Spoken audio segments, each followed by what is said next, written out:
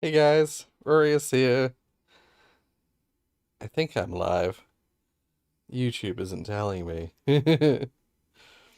Welcome to 2024. It is, for me, now 2024. If you are still in 2023, welcome from the future. Hey Josh, welcome. Um, is there flying cars yet? No, no. Sadly, no. Ooh, hey dude. Welcome. Boring. Sleeps for another year. Yeah. So you just put me in stasis until they're flying cars. Happy New Year. Yeah, Happy New Year, everyone.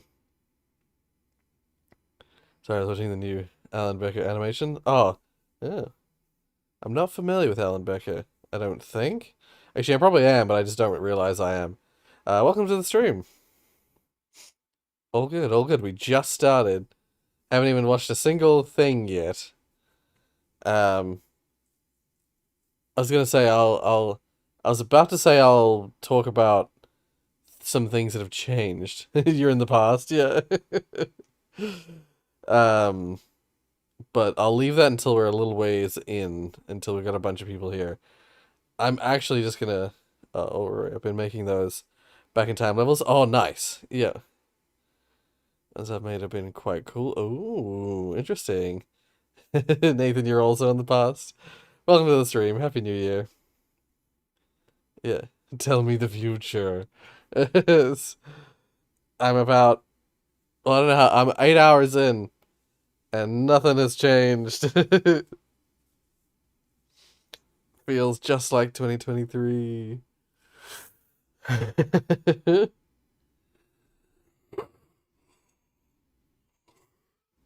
You could try Toastal,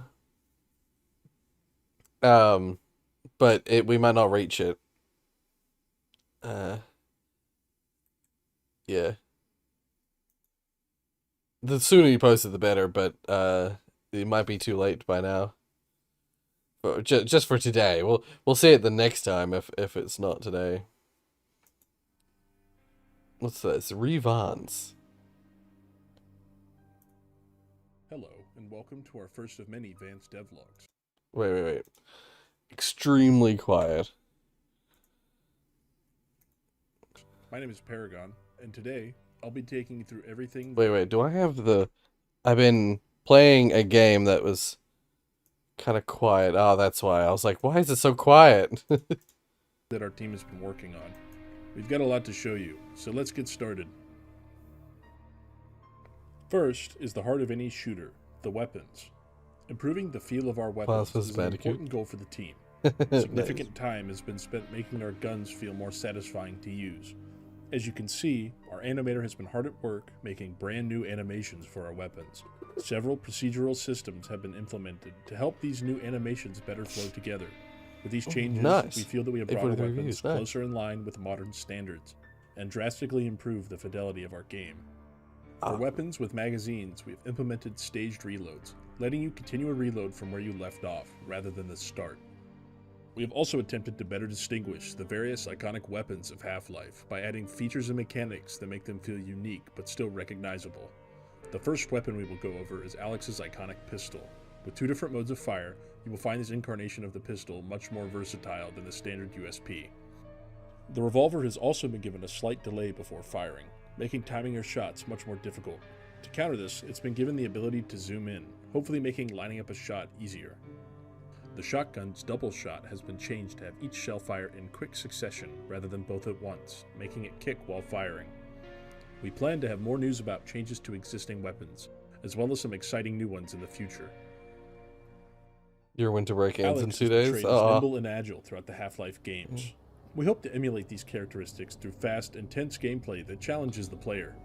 Whether it's climbing to reach higher ground, vaulting over obstacles for cover, or barreling into a slide, these abilities give you the edge in fights. With our new, more capable AI, staying in the fight is harder than ever. To alleviate this, we have assigned some sensible actions to hotkeys. For instance, you can now quickly prime and cook a grenade with a single button press, adding a new layer of strategy to your encounters. Health vials have been replaced with consumable stims that rapidly regenerate a small portion of health. Getting shot without suit power, if you're unlucky, will cause you to bleed and slowly lose health. Tourniquets have been added to stop this effect. These additions allow you to strategize when best to heal. We hope these changes prompt you to adopt an aggressive yet strategic approach to combat. But our real game changer and crowning achievement is our gravity gloves. These gloves, combining the best of Half-Life Alyx and Half-Life 2's gravity gun, allow you to manipulate objects with ease. Whether it's pulling, dropping, or even launching objects at enemies, these gloves offer a world of possibilities.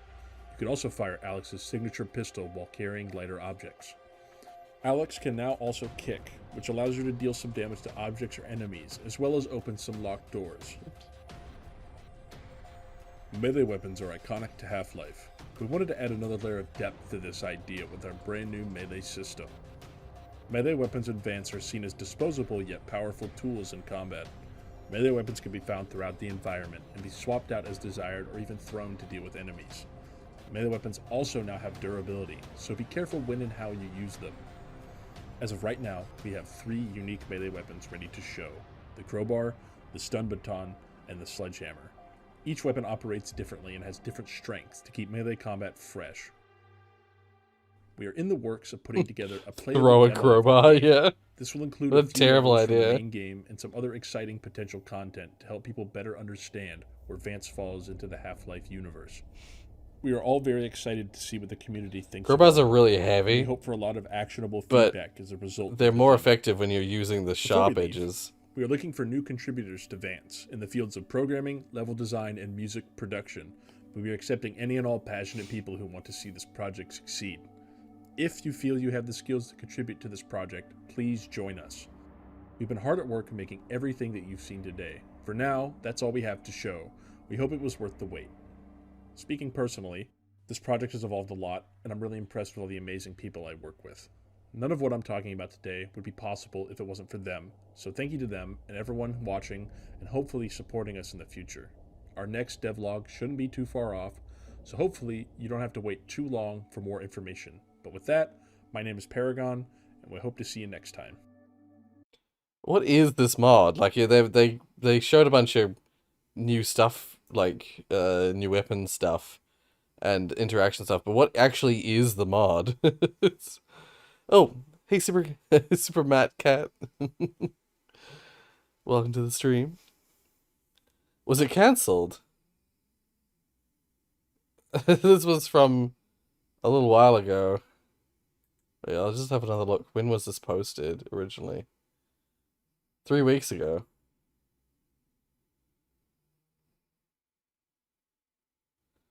It can't have been cancelled within the last 3 weeks. Oh, cancelled and picked up by new devs. Okay.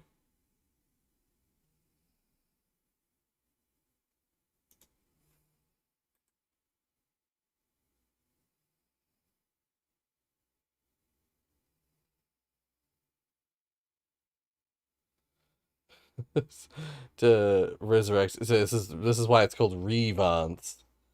Because it's to resurrect and enhance a cancelled mod Vance. Yeah.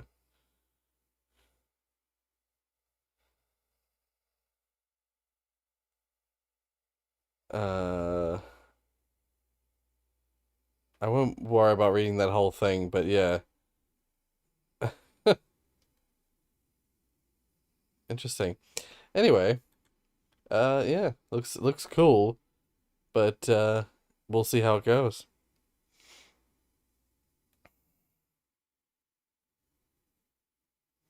My monitor's all warped. That'll make it easier to read. Watching a Richard Tunes video, and I'm pretty sure he said it was cancelled. Right? Yeah, it was. It seems that it's been the Vance mod was cancelled, but Revance is the one of the new attempts at the same mod. Oh, what would have happened if Gordon never came back? Oh, right. Yes. Yes, I've heard that actually. I've heard that premise before. You can't wait for revans. Yeah. Dear. 1,000 people make a TF2 map collectively. The result is not good. 24-player Koth map. Killer spinning cow, snakes. Massive hammer. Okay, let's have a look at this. A map created by multiple people is better than one made by one guy. So, of course, this means collaborating with as many people as... Is it though? Sometimes I don't agree with that idea. A map made by lots of people is not always better than a map made by one. So it's not always the case. possible makes the map as good as possible, right? I got my viewers to collectively, democratically make a map, and it already became a dumpster fire on the first vote. They voted for the central Koth point to be a pit with random depth. Then, of course, a train. This is a train that goes up through the entire map, but somehow they didn't want it to kill. Attached to it is the funny rock that looks like a dick, but also a trigger that pushes anyone who comes into contact with it. Then, across the top, 2 fort bridges. Somehow, they agreed to make the point the Snakewater Pond, which was actually super cool, but immediately ruined with a rapidly spinning cow that kills you, heals you, and gives you the mad milk effect. Also a hammer that triggers every time the point is capped. The spawn is, of course, High Tower, with a banana peel into a water slide that takes you directly to the point. According to chat, the screaming is an important gameplay mechanic. Screaming? The upper path has a line of saw blades, and the harvest barn flipped upside down, which leads into a turbine vent maze that forces you into go-kart mode, which has random holes in it you can fall out of, but eventually exits you at the enemy spawn. Untitled user, for Lethal Company, we had the mod already when we were playing it before. It was called, I think it was called like More Company, and it allowed for up to 32 lobbies of up to 32 players. I played with that literally on my first time I ever played the game. I played with that mod. But yeah, we at the time when we played it, we only got 5 people, 6 people, 5 people. I mean, we had one round where we had like a ton of people, but yeah. Anyway. Next, yeah, voted for Minecraft. I meant to play another stream of it like a couple weeks after I played that one, but then things have just been super. A bunch of stuff has happened in recent time that I won't get into just yet. Parkour above the 2 fort bridges that gave you a rare spell.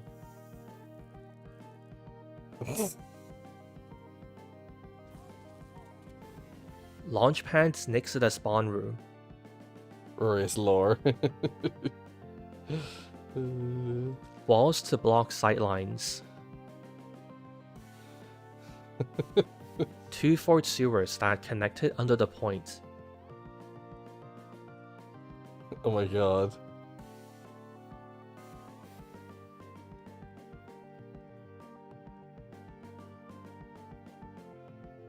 This thin as possible staircase going up that outruns rockets. Zoom. Yeah, you'll zoom. You'll zoom because of the nature of the way the Source Engine handles stairs. And of course, to entirely invalidate everything we've done so far, 2 Dust Bowls. 2 copies of Dust Bowl's final point was added as a flank, that by vote should still somehow have functional control points. So now, these 3 distinct areas work as if they are one continuous capture point.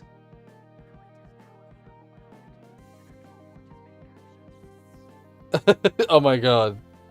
You'll never capture for their last point. act, they inflated the spawn rooms by a random number, and made it a one-way glass box. With that done, they voted to call the map finished. So, time to try it. Despite all the chaos, it was playable, which I think is because of the dust bowls. Trying to engage with the middle area or the pond is a mess. What made the most sense was the dust bowls. Try to cap the cough point on your dust bowl.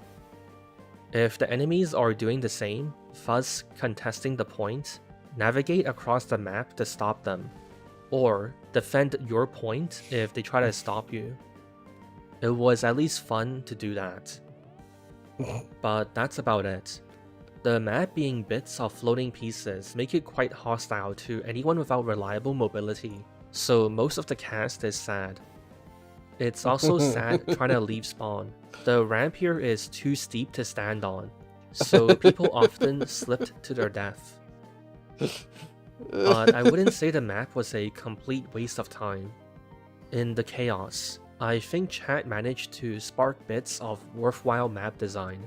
For example, the vent go-karts. It can become an interesting risk-reward dynamic. Navigate a difficult path with the obtuse card controls to be rewarded with a powerful position. Damn. Get turned into a go-kart, and to turn back, you need to cross a risky sightline. The go-karts are also just really funny, somehow.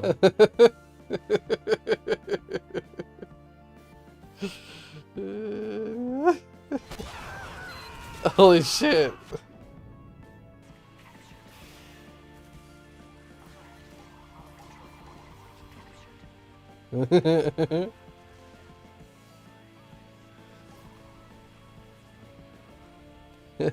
Just one go-kart blocking all the rest.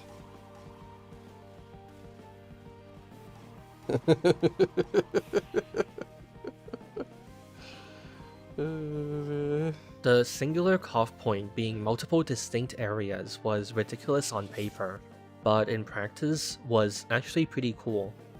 Cough can sometimes have issues with being impossible to retake, so making the cough point multiple areas that the winning team needs to rotate between could work well. When the pond was completely dominated, the losing team could always resort to capping on their dust bowl. So that's the People's 24-player cough map. After we played the map a few times, I asked chat to rate the map out of 10, to which, of course, the most common answer was 10 out of 10, and the second most common was 8 out of 10. Averaging all ratings, the map is a 6.79. The vast majority of people said they were a mix of both serious and silly, but somehow there's 5% more completely serious people than completely silly. In the end, chat came away from the experience really wanting to make a serious 100-player map, so check the pinned comment. I'll do another round of chat makes a map. Oh, also they held a strange metal tube to my head, demanding the map be on the 100-player server. Egan of Watergate added lights and made it less ugly, so it'll be up for a day or something if you want to see the 10 out of 10 masterpiece. Oh, yeah, it actually looks just running around like idiots. the beautified version of the map actually doesn't look too bad. Hey, Happy New Year's, Jamster. If anyone in their time zone is approaching their own New Year's, let me know. And we could potentially have a countdown. It wouldn't be anytime soon. But like, in like 40 minutes? Only 5 Reddit post days from my post. Alright. Nice. Alright, final blow. Random Jonathan Blow moments. Not touching the keyboard right now.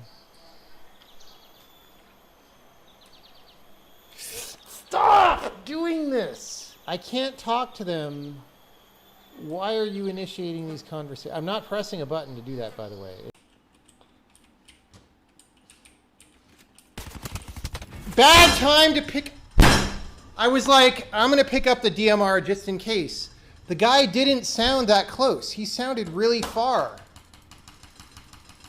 Do you mean the criticism from me seems harsh, or on the internet? I'm not harsh about this. I think it's interesting so far.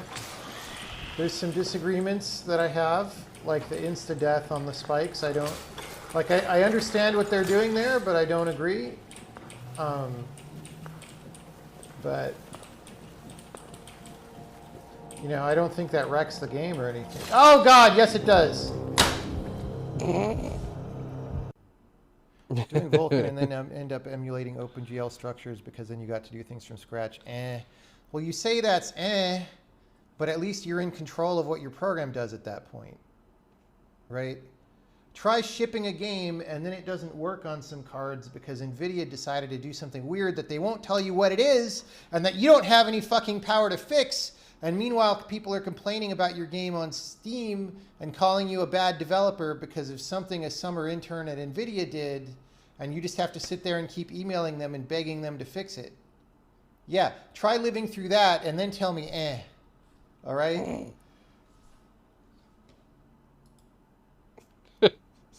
And then multiply that by 3 once for each GPU vendor, and then you know what the life of a game developer is like.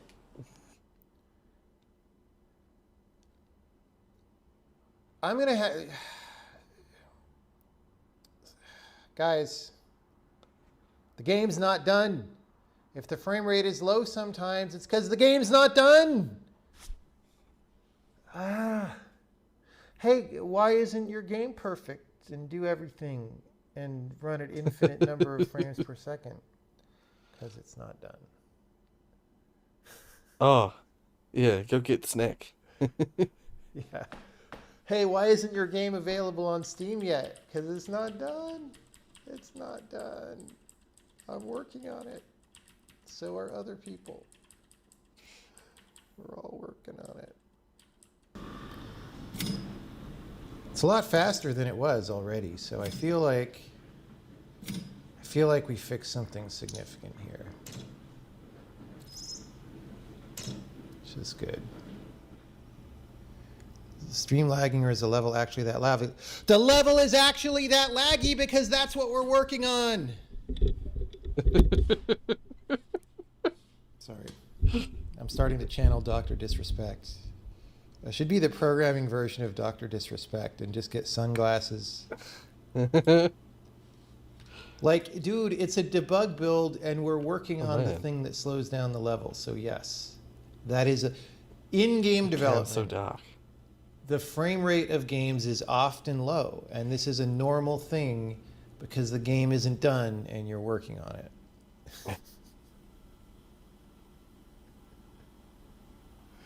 All right. It just people ask that. Like every stream it gets asked multiple times and it's like, just let me work, please. You like my Emacs color scheme? What is it called? I'll show you what my Emacs color scheme is called. What crazy world?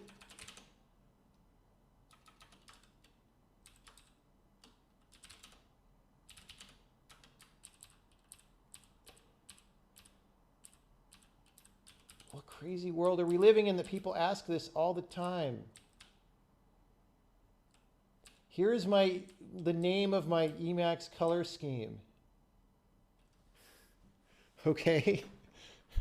Like what are people even, is there such a thing as an Emacs theme? Like I don't even know. Like this is how Emacs works. I don't know what that. I'm not familiar with Emacs. It's just so many people ask that question. But he completed So about. if I actually had a 3D about this modeling program. This is a 20-minute video with him complaining about his editor. Oh, I see. His editor font. Dear. You would see me be able to edit live and save the guy. Look, That freaking Windows bar is fake. Watch, like we actually respond and load it like immediately, and it's still saying, "Oh, we're 99." What is that? It's completely cosmetic. Look at that. It's like claiming that it takes 4 seconds to copy the file when it's instant.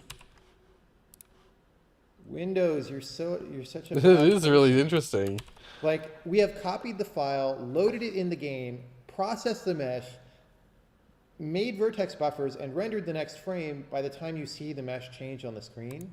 And Windows is like, oh, Yeah. green progress bar. No wonder people think computers Interesting. are slow. Look at this.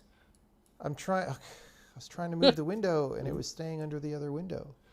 Sorry, I This keep operating right-clicking by system is accident. called Windows, Because of the way I'm and holding it the can't even do mouse. Windows very well anymore. UB is not a concept that we respect. 0, none, nil. UB stands for ugly bullshit, and I will have none of it. Utter bullshit would have been better. Thank you. What do I hate more, JavaScript or slow program? Aren't those the same thing? No, because JavaScript is slow program and buggy program. What's wrong with JavaScript? There's totally nothing wrong with JavaScript, except that anytime you see someone programming in JavaScript, you're allowed to go and laugh at them, just out of the side, like really quiet, so that nobody hears. Time for us to raid somebody. How good is that? We're playing Raft with Tiana? Ah! Yeah, Tiana's a gonna veteran raid? of that game now. Someone in science and technology who doesn't grow weed. And not funny, fun giggle games, probably. Like, what? Doing a Like a tutorial ding of dong. what?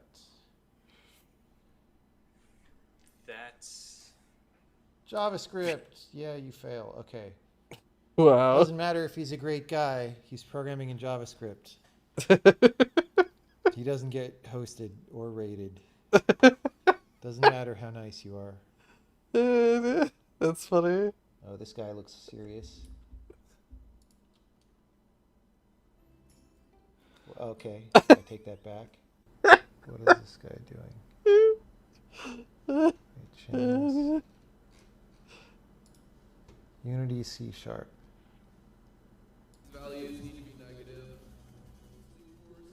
Yeah, you know, I can't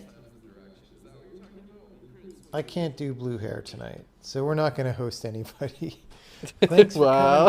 coming by, and we'll do some more streams Yeah, later. it's Jonathan Blow. He does get... See, we just start working on one He's thing, an and then interesting... we're working on another thing. Interesting dude. Before you know it, the game's done, and 15 He is years a have creature, passed, yeah. and you're old, and you never had a fun life like everybody else. You know, Versus you never managed to specimen. get addicted to opiates like everybody else. You know.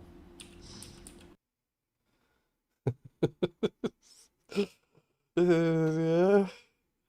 Yeah, like I first came across him in the indie game The Movie, where it talked about him and his development of like his work on Braid and stuff like that. And he came across extremely pretentious in that documentary movie. The bit in Indie Game, the movie, where he's sat in a dark room and Soldier Boy is laughing in the background and stuff. I don't remember that bit. I gotta rewatch the movie. It's, I don't remember that bit at all. But then again, yeah, I watched that movie. When did that movie come out? Indie Game, the movie. 2012. Yeah, God, I would have watched it back in 2012, 2013, somewhere around that time.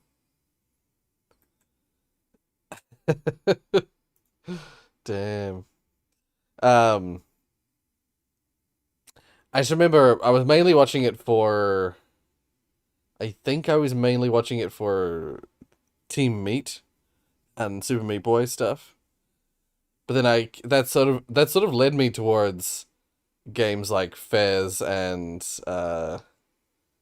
like Braid and stuff like that because I hadn't heard of them at the time. You wanna see a friggin' creature of a developer? Look up Phil Fish. Yes. God, he did not handle in the internet well. Edmund McMillan was the only one of the three in that film who actually seems like a nice person, to be honest. Yeah. Um, the thing is, I think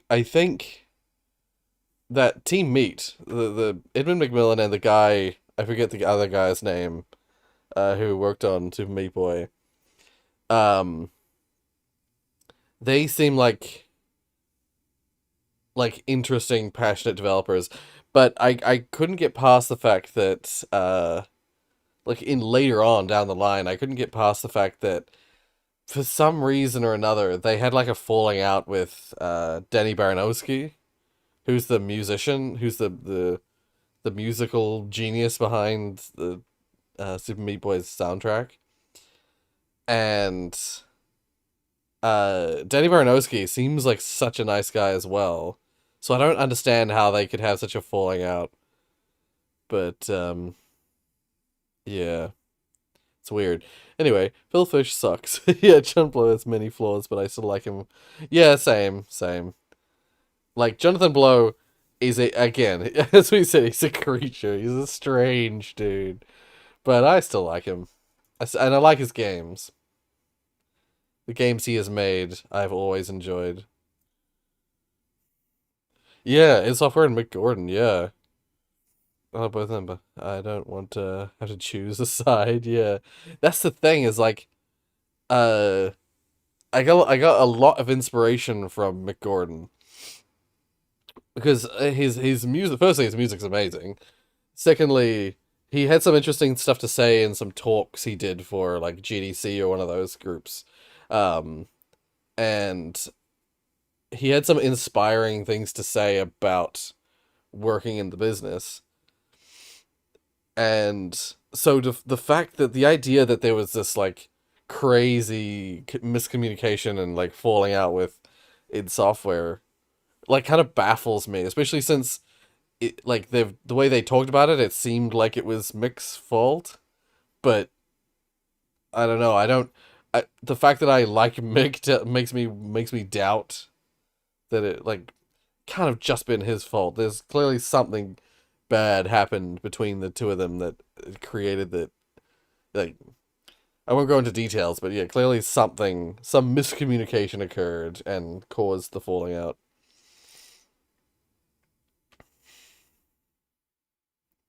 Which he got fired for what he did to Mick. Yeah, yeah, yeah. As far as I know, Hugo has nothing to do with it. It's the yeah, as you say, like Marty Stratton. It's the people who were it was the people like with the job of like coordinating with Mick Gordon on his music. I believe I did read that. Yeah. Um, that's the thing. I've read both perspectives, and like it's a he said she said sort of situation. So I don't know how to feel with that. But I still, if Mick Gordon goes on to do more stuff, which he probably has already, I will always be supportive of his music because he's amazing at what he does. Um, wait, what's this? Is your damn Wii connected to the internet yet? Oh.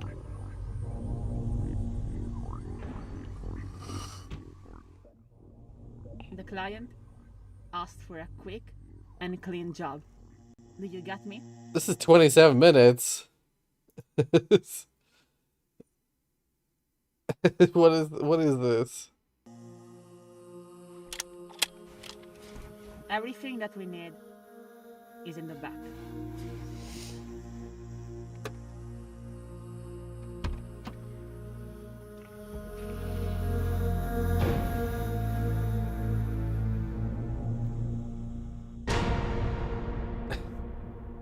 Starting in 2009 up to 2012, Nintendo would pay you to go to other people's places and connect their Wii to the internet. Yeah, the so-called Wii Ambassador program is the single reason why I owned a shitload of WiiWare games and I never paid for any of them. Okay, maybe one of two reasons. Shut your mouth and look at my wad! Alright, so at the top here, of course, you have Nintendo. They own the house, they make the rules, they hire private eyes to stalk people. So yeah, they're here at the very top. But right below them, there's you. Well, you and everyone else who wants to join the promo. You and these other guys are the associates working directly for Nintendo. And your job is very simple. Make a list of whoever has a Wii around you and has never connected their console to the internet. And when your list is ready and you get a bunch of names noted down, you'll simply pay them a visit, one after the other. And you make sure their console gets connected to the fucking internet. Nintendo doesn't care how you do that. You make your own rules, you're a freelancer. But if you do this without fucking up, they're gonna pay you and the friend you helped 500 points. It's a very good deal, you know. You make sure your friend knows that this is an offer he can't refuse. At the end of the day, you get 500 points, the person you helped also gets 500 points, but it does not end here because Nintendo wants to reward their best workers. So if you somehow manage to help 10 people connect their Wii to the internet, you become a gold ambassador. And you get every single Nintendo published NES game on Virtual Console for free. But let's say you're a really high baller, okay? Let's say you somehow manage to invite 20 people. Well, now we're talking, because in that case, you become a Platinum Ambassador. And you get every single NES, SNES, and Nintendo 64 game published by Nintendo for free. For life. Now, I know some of you are already kicking and screaming at the screen saying, Femi, I own the Wii since the American day one and I never heard about this bullshit. You're making this up for views. Well, no, there's actually a very simple explanation for this. So, according to Wikipedia, the reason you never heard of this is that this promo never left Europe, Australia, and New Zealand. Except Wikipedia. This is available in New Zealand? Wikipedia is fucking wrong. Terrible day for lazy YouTubers who don't do any research, I guess. 心から感謝しています。ありがとうございます。手助けしていただいた方々には After googling some Japanese words that I thought meant connection and Wii, I immediately found this video where Iwata himself talks about launching this promo in Japan, and I also found the Japanese page on Nintendo's website with all the details about it. And as it turns out, this entire thing actually began in Japan and then was extended to the PAL regions later. I think it's important we look into this because we are talking about Nintendo at its weirdest. Like, they were paying you and giving you games during one of their most successful eras. This is not Sega trying to gift you a Dreamcast if you please bought some games. This is Nintendo at its peak. Also, why were they so obsessed with getting your Wii connected to the fucking internet? Some Wiis came shipped with a channel, and the only thing it did was show you this video telling you to connect your Wii to the goddamn internet? We'll leave that there. If you want to see the full video, yeah, check out F4ME or FAMI. I'm assuming that's for. What a strange situation. I never heard of it, but then again, I only had only one of my friends had a Wii, and no one else I knew had a Wii. No wait, two of my friends had a Wii. I didn't have a Wii. Or is your Wii connected to the internet? My non-existent Wii is not connected to the internet. Also, yes, what I usually say is maximum 10-minute video, please. Please under 10 minutes. And then people go and post 27-minute videos. Half-Life in 20 minutes, 41 seconds. Once again, Zach, how dare.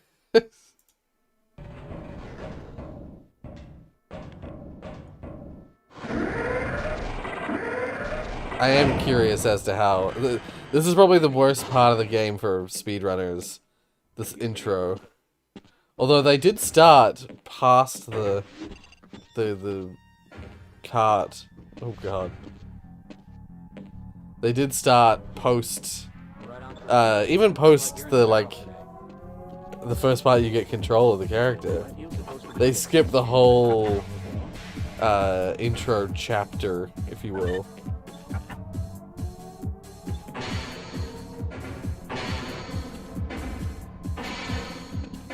Yes, I also saw that. I saw a video also of someone playing Half-Life in reverse.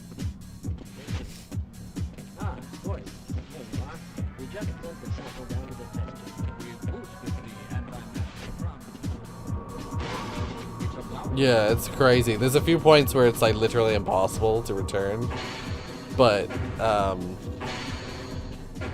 yeah. There was interesting, it was an interesting look. Deviating a bit from standard analysis procedures today, Gordon. Where it was like, if you were, there were a whole bunch of situations where it's like, if you were, if you had this level loaded prior to these later levels, you could go back to the level, but then there were scenarios where it's like, if you had this preloaded, you couldn't go back to the level. Yeah. Yes, you're right. Gordon, we have complete confidence. Yeah, yeah. Well, I think it's a lot of like a lot of stuff like that. There's a lot of stuff like that in map making generally. I remember working out how to keep certain things loaded in, for returning to maps. Like, I learned the hard way how that works. With, because I made that map where in Portal Unity where it's like you go to the lobby, then you have to go in further to fight the boss, and then you go back to the lobby again to escape. I learned about what is loaded and not loaded through that experiment. What the? Yeah, as I suspected. The stuff in here is like some of the hardest, some of the worst stuff where you have to just wait.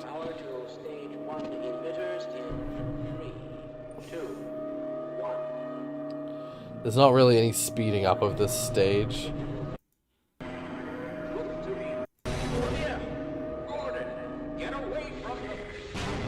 Wait, what?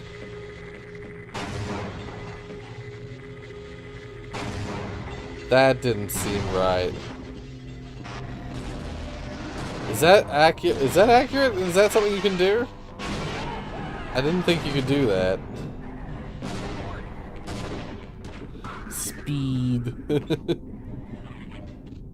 Day 8,021 asking where to add soundscapes to Portal Unity 1. I will never add soundscapes to Portal Unity 1. What I discovered, what I have discovered in hindsight, by the way, is that soundscapes in our attempts at building soundscapes for Portal Unity, part of the reason okay, I know that transition can happen, but that unforeseen consequences. Is that what it's called? No, the end of the antimatter spectrometer room. I don't know about that.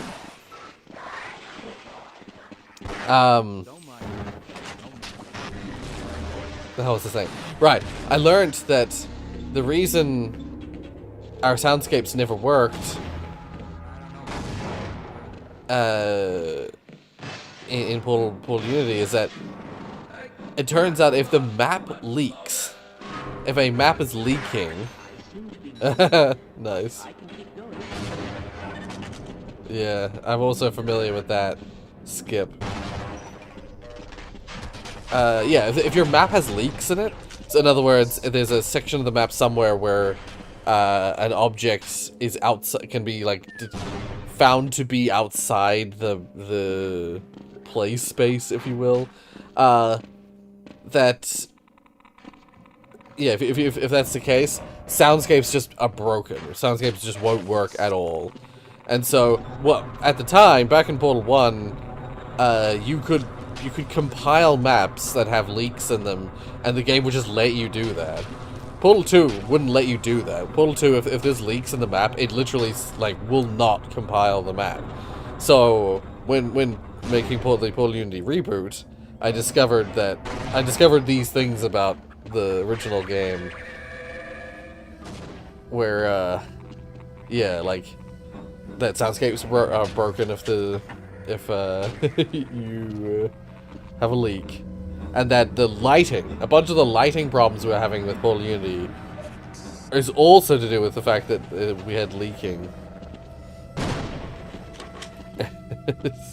The fucking physics in the Gold Source games.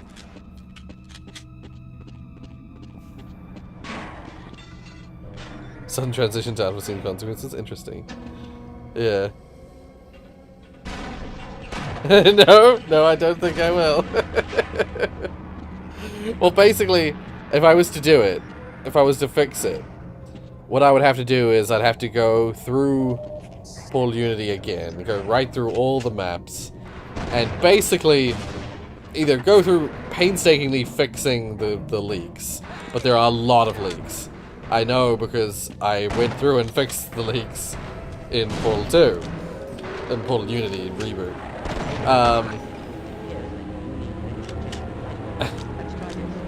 If I was to actually, like, what I would probably do is I'd probably end up trying to do it the lazy way, and I would just put boxes around all the maps. Like, if I was to try and do it now, I would do it the lazy way, and I would just put boxes around all the maps, so that it's guaranteed to not leak. And then I would just, like...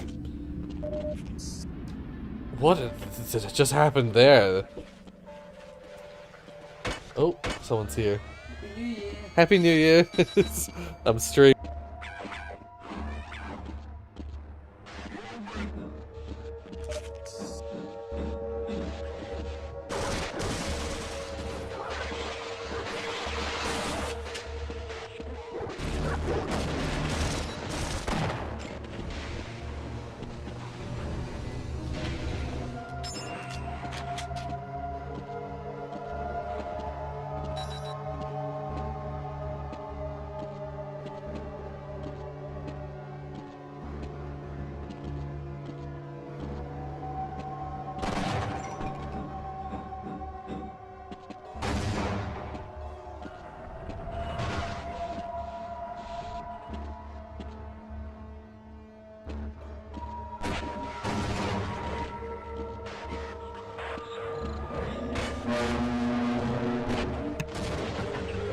That was my mum. Me mum. Happy New Year. I'm streaming. Rory was never heard again. Yeah, Mum was just coming in to show me something. And to wish me Happy New Year. I missed so much. We're so far through the game suddenly. I thought we'll watch this, even though it's 20 minutes long, we'll watch this because we can chat while we watch it. Yeah,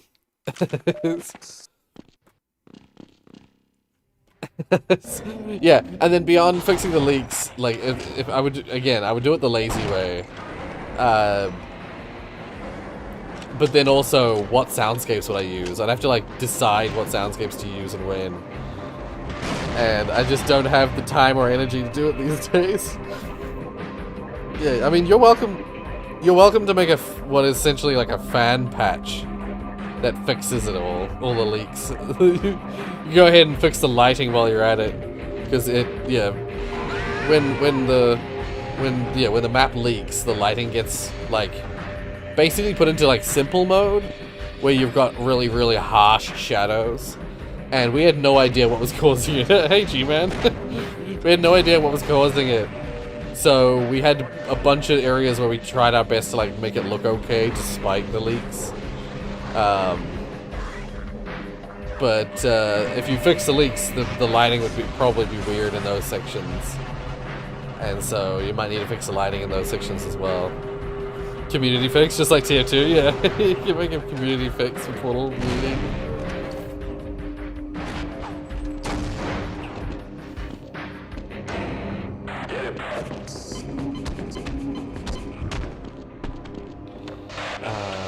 I see it.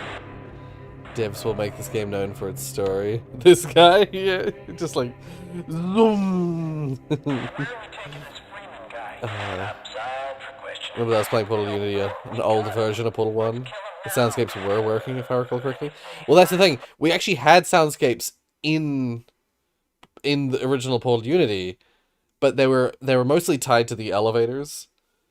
We had because the elevators use soundscapes to make the like sound effect of moving through the elevator shafts, and on some maps they work because the maps don't leak. It's only on a handful. Well, it's the majority of the maps that are leaking that the soundscapes are completely broken. Box blew up, clip through wall happened. Yeah. Yeah, there's some parts of this speed run that I'm just like, I blink and I miss something and just like, what the fuck just happened? You're a pro scout soundscape of Portal 1. Fair enough. Oh, is this an old version of Half-Life 1 as well? That he just did the tractor tram thing, I think. Where he changed the direction of the...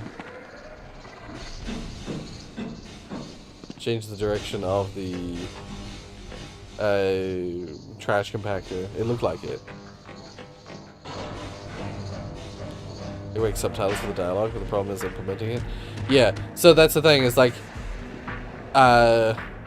we found that, oh no, that was, no, see what happened with the way we handled the dialogue in Portal Unity is we just had them playing through ambient generics. So there's no way to natively support subtitles. However, there is a way to manually force subtitles that if you wrote them out, you could actually have them force play, but they need to be basically synced up with the playing of the sound effects. And the problem with Portal 1 is that when you pause the game, ambient generics don't stop. So if you pause the game mid-dialogue, the subtitles will get out of sync. That's the only issue with it.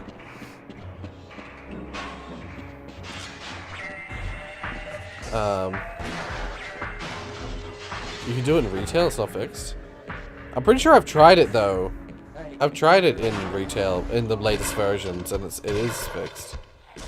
Oh, I haven't tried, what I haven't tried in is the latest version of the game, because remember Valve released the 25th anniversary edition. I've not played Half-Life since they released the 25th anniversary edition, which has a bunch of patches and stuff.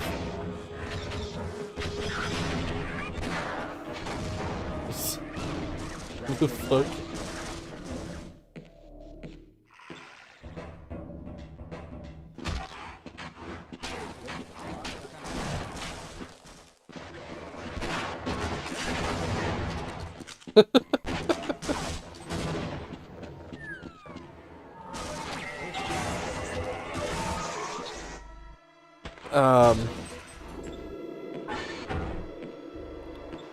Hello, Boreas. Rorius. Well, yeah, welcome to the stream. I could try to do a fan patch for you. Maybe even add subtitles. Can't remember if they exist in Portal Unity 1.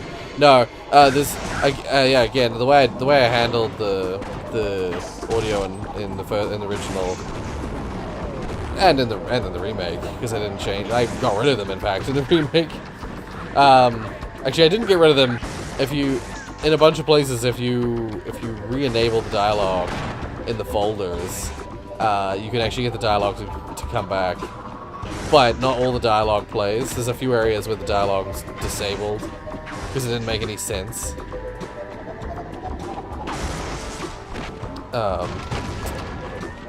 This is baffling.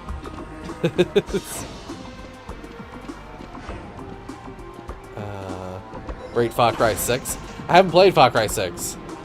For me, I saw some people talking about Far Cry, the Far Cry games, on the Discord. For me, Far Cry 3 will always be the Far Cry that I love the most. Far Cry 3 was so much fun.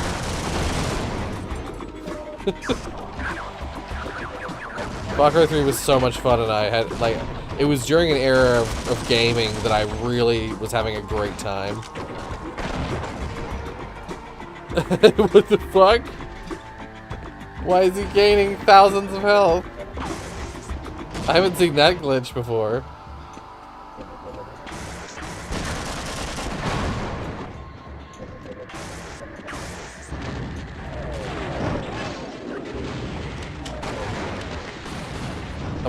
I'm constantly baffled by how, like, constantly at full speed, speedrunners are able to get themselves.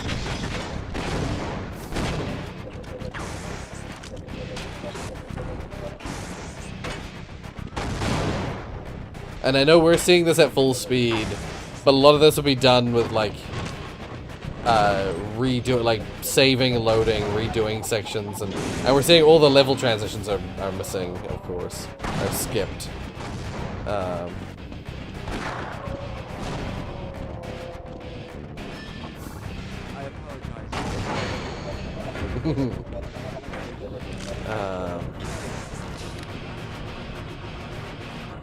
Chippy Chippy Choppa Choppa? What's Chippy Chippy Choppa Choppa?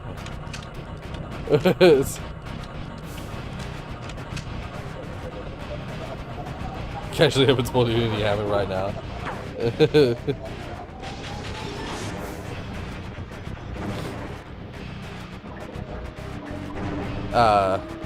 Yeah, well, that's the thing. It's like, that's how you would do it properly. But if you use proper choreographed scenes, then yeah, the subtitles are just like built into the game. You can just like have them built in via those like VCDs. I couldn't figure out, at the time, I could not for the life of me figure out how to set up a VCD.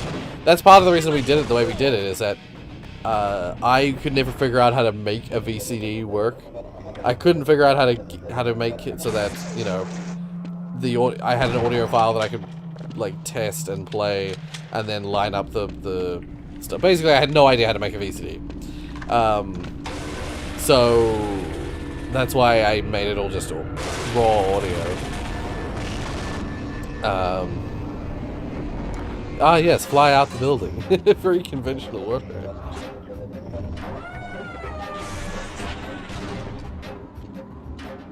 I'm assuming there's some clever way to skip this.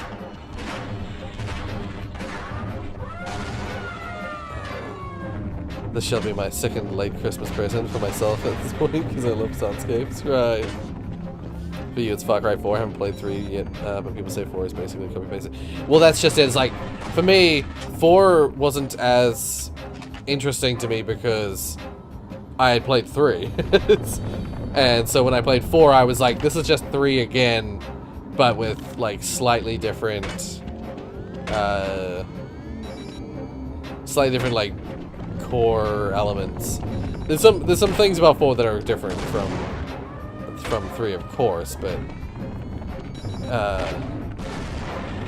I personally found that I just preferred 3 broadly.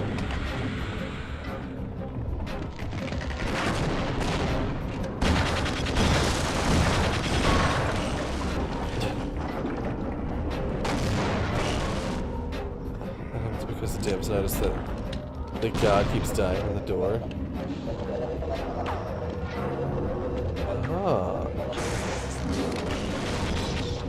Maybe with my 100+ ping gameplay be like it. They made it deal negative damage. Oh, I see. That's why he got the 4,000 health.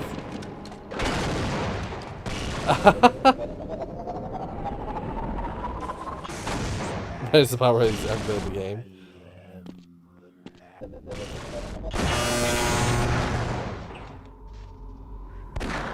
also need a compiled scenes.image, otherwise dialogue and our subtitles wouldn't work. Right.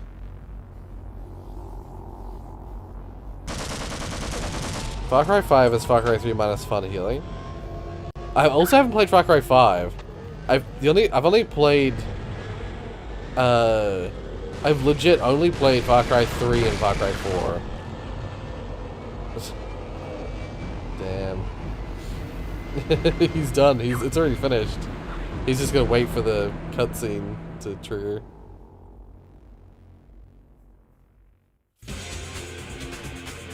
He lost to 3,999 health. Yeah. Most of those runs like that are like crazy are done in parts. Like they work meticulously, endlessly to like work on one little sequence each, and then they stitch it together into one long sequence. Because to do all that at once in one like continuous motion is just impossible.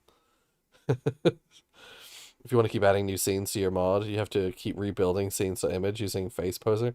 Yeah, so that's the thing, is like, I don't know exactly what we missed, what we were doing wrong, but I just remember that we spent ages trying to figure out how to make VCDs, and I just couldn't figure it out for the life of me. I used all the like tutorials I could see on the developer wiki, but I just couldn't get it to work, so I gave up. But actually, yeah, let's keep moving. The tabletop illusion. Hey viewers, real quick. Familiar with the Click tabletop link in the illusion. video description to join my mailing list. Top illusion, and it's one of my favorites because of how much it drives me crazy. The illusion is that the tabletops themselves are the exact same shape, same height, same width. I'll prove it to you by using my computer.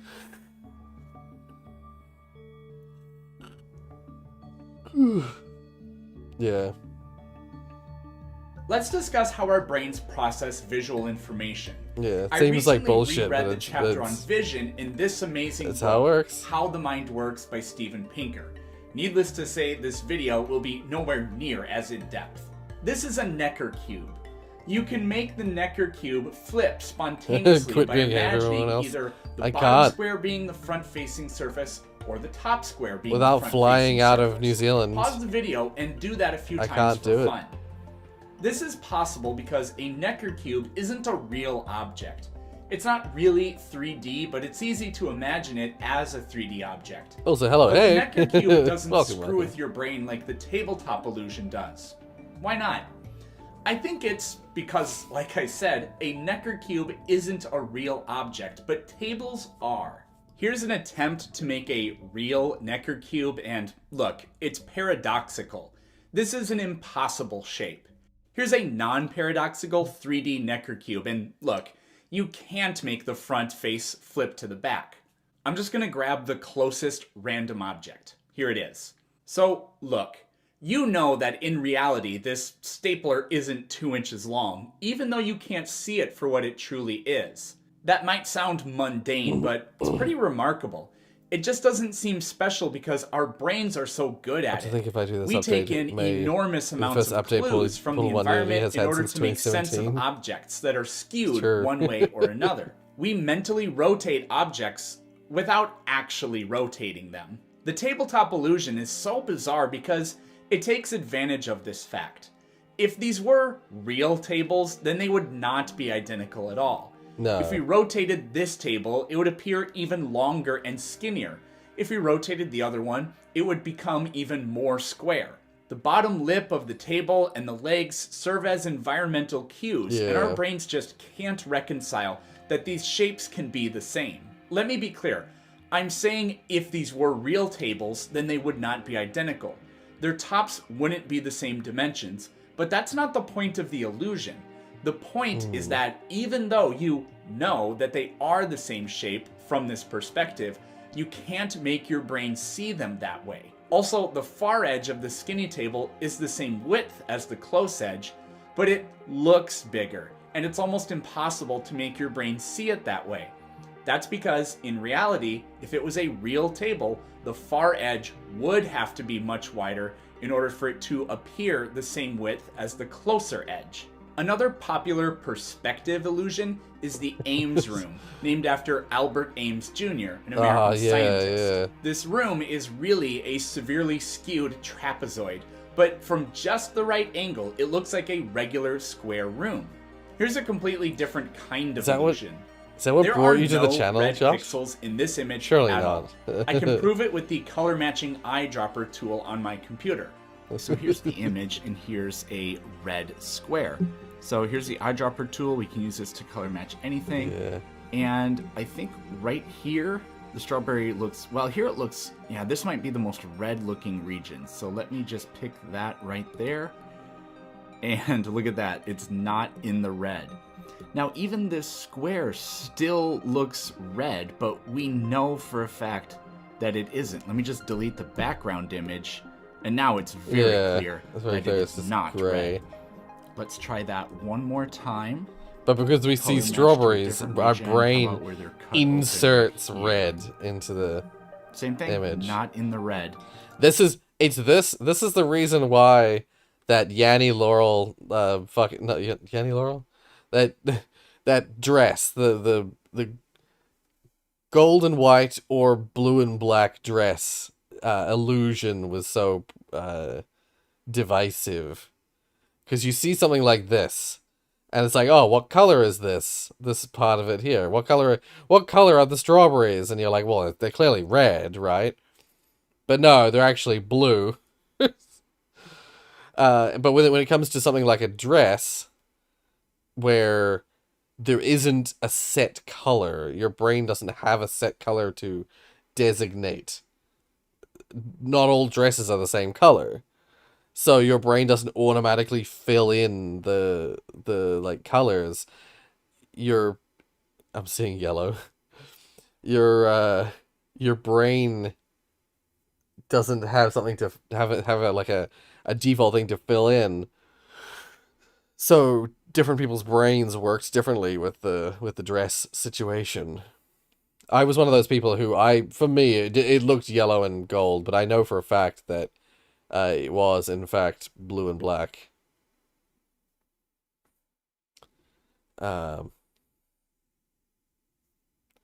Actually, I did get recommended one of your dev stuff on Unity. Oh, okay. But didn't really comment anything till one stream. Right. Yeah. Interesting. And we'll do one more just for the heck of it. And there we go. We can see it's actually gray or blue. Again, though, looks red. Look at how red that looks. That's pretty amazing. When I make it larger, it looks red. But as soon as we delete this image, it's gone. Gray. Yeah. Totally gray.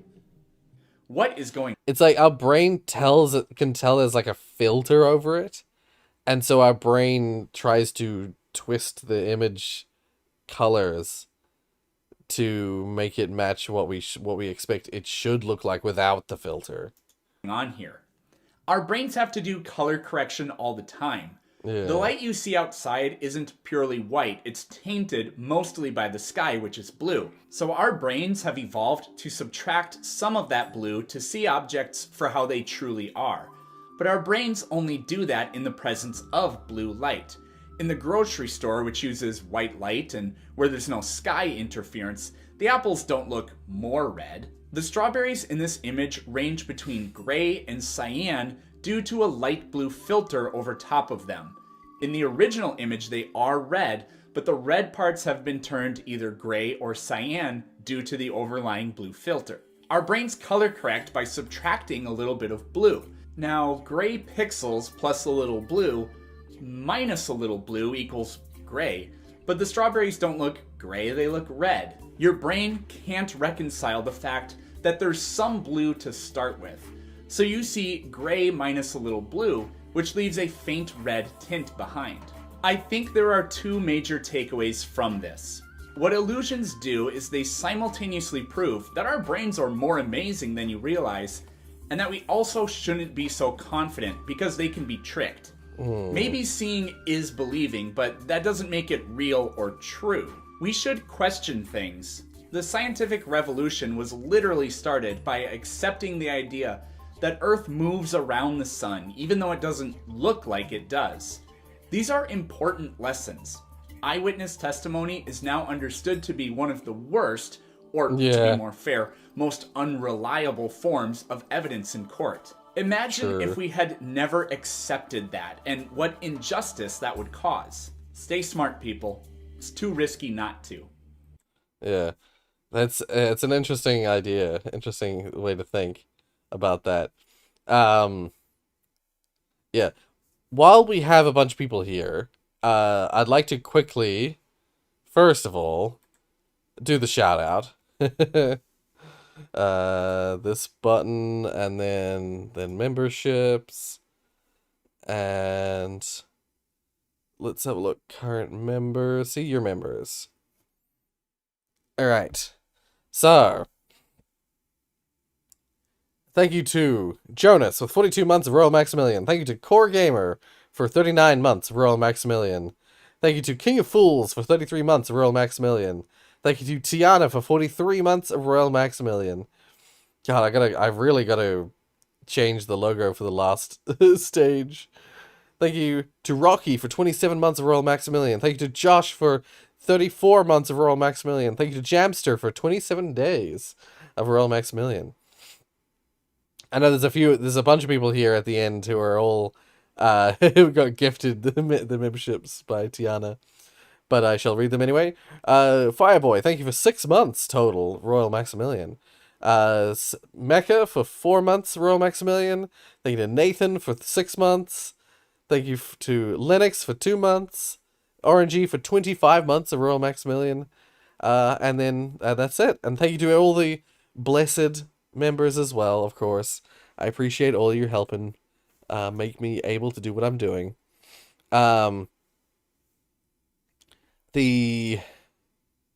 Speaking of memberships and donations and stuff like that, I have added a few things to the streams. So, if you've been watching since the start of the stream, you might already, I forget how it works now. I forget how much you get, but you should be able to, we now have a currency system through the cloud mod thing from Streamlabs.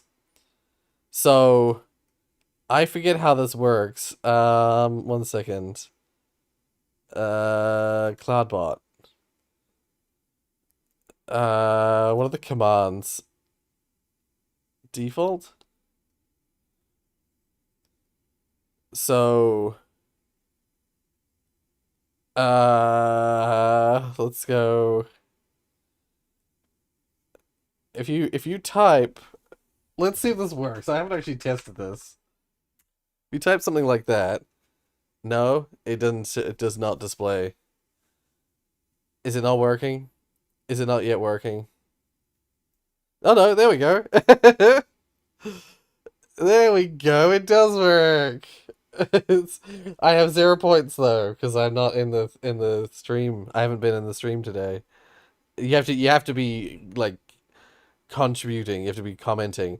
See, you have Fireboy. You have 40 blessings. You have 40 blessings of Rorius. So now if you're in the stream and you're interacting, especially if you're commenting, you have 200 blessings. Holy crap. And Andy has 100. I believe the way it works is the way it works is it's a time-based thing, but the way that YouTube handles the participants of a stream, it only shows people who comment or who are actively commenting or actively chatting. So if you pay to win, pay to bless. If you cease chatting for a bit, YouTube doesn't know if you're actually watching anymore, and so it basically takes you out of the participants list. which means that the bot can no longer see you. This definitely works better on Twitch. This cloud bot definitely works better on Twitch for this kind of thing. But if you have 100 points or more, currently you can redeem sound effects. I wonder if it actually tells you. It hasn't detected you long enough to get you any points. It's like me. Because I don't comment on my own stream. I don't have any points. SMH my head. So far, it's actually if you go to the tip page, if you go into the description and go into where the tips are, I believe, if I open an incognito window, if you go down into the description, there's a link for tips. If instead of tipping, you go to the little menu thing and you go to CloudBot, I think it might tell you information about. Yeah, you can see what you can redeem. And you can either redeem it through the chat or you can redeem it through the through Streamlabs like thingy. But I think you'd have to log in. I'm not sure how that works on the website. But it's I should make it so easier to tell what you can redeem. If you type !redeem, excuse me, all one word, lowercase, no capitals, that should redeem a one of the sound effects. No, yeah, excuse me, one word, no space.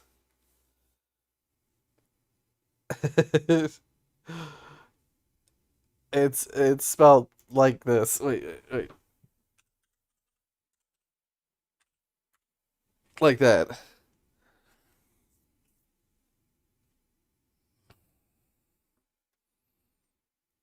I hope it works.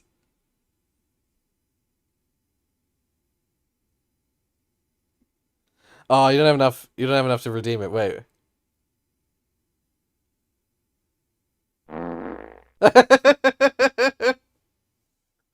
I didn't know it would come up with an alert image as well. So that they cost points. They cost 100 points, but you can redeem sound effects now, and eventually, once I set them up properly, you'll be able to use those points to like gamble. You'll be able to like bet on things. And I'll have more redemptions. I'll have more than just sound effects for redemptions. For now, there's just 3 sound effects. There's excuse me, there's I think there's one that's just called bang. And there's one that's what's the third one? Store. Oh, sea laugh. If you type redeem sea laugh. Oh wait, I should show it on stream. I forgot that I didn't actually show it on stream once again. So if you go to this website, this streamlabs.com/rorius, it automatically goes to the tip page. But if instead you go to CloudBot, or if you go to streamlabs.com/rorius/CloudBot, you can see the 3 redemption things currently available. No, sorry, C laugh as in the letter C. Also, Fireboy, I don't think you have enough points to do it. They're all 100 points. 100 points, 100 points, 100 points. Yeah, basically, there's one that's just me going, bite. It's like really, really tiny, short, bite. And then one of a crowd laughing. For if you need to insert laughter, there's 100 points to insert there. And you can see who has points and what points they have here. Yeah, Nathan, you have enough. Yeah, so some of the commands here are the commands that you can do. Redeem, and then redeem. I wish it would show you what the redeem options are here, but it doesn't seem to do that. Yeah, like that.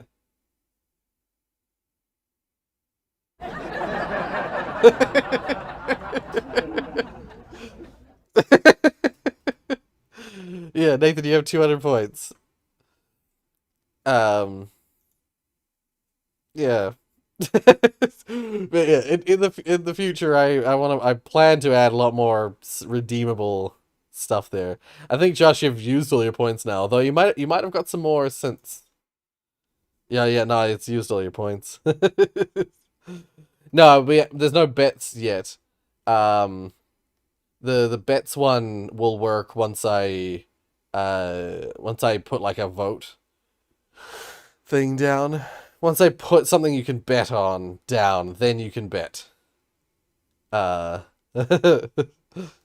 I'm not sure exactly how the bet system works, but that's something I'm working on. For now, these are just like test ones to to put up there. But you know, you can put anything. You can put any sound effect up there. And I have been wondering what sound effects I should put up. At some point I was meaning to like inform people. Oh?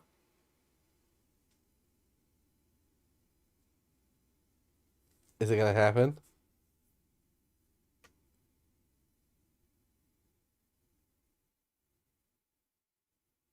Why isn't the tiny?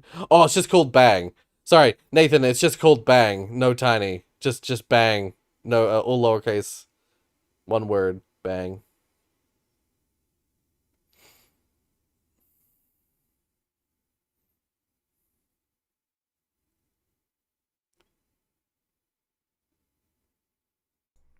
Bang.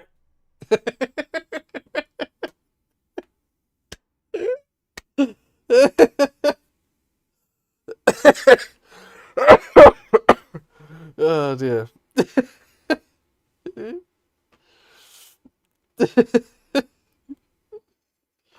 Bang. I love it. Uh, redeemed person is just be break. That's an example there. I'm gonna write that down right now. I was like, what should I make sound as like sound things you could redeem? Because like one of the YouTubers slash streamers that I watch named Astral Spiff. He has a bunch of like sound effects that you can redeem, and for a while there uh he has like this gong sound effect that you could redeem. Um that was just used for like certain things. I won't get into what they're used for exactly, but one of the sound effects he had was there was a big meme on his channel about uh in Security Breach when you play the pizza bot, it has this like ticking sound effect, and because there's like a timer, and somehow in that game you can get it so that the ticking persists beyond the mini game, the pizza bot mini game. So you can just have ticking constantly throughout the game. And because of that, it became this huge meme on his channel. And so one of the things you could redeem, one of the sound effects you could redeem is ticking. And it was just like a minute of just ticking sound effect playing in the background. But yeah, okay, so wait, one second. Piss. Pee break.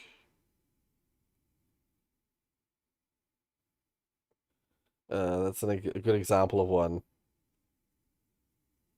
Yeah. Um, to have as a redeem. Fish. Fish. And then in speech marks, fish? Question mark? I don't think I need any more information on that. Yeah, so you gain about, I think it's like 20 points per 5 minutes or something like that. So after like 20 minutes of watching, you have like a sound effect currently. It's, oh, bone. Bone. I don't think I need any further explanation for that one. Stonks. Well, like one's like the scout saying like bonk is another as an example. I thought about adding some heavy ones, some like heavy weapons guy ones. Like uh who sent all these babies to fight? If you like me, you like men. Yeah, no, I'm not gonna add that one. Okay, redeeming banana could be one, but it wouldn't be a sound effect, I think. I think redeeming banana would be redeeming that I eat a banana.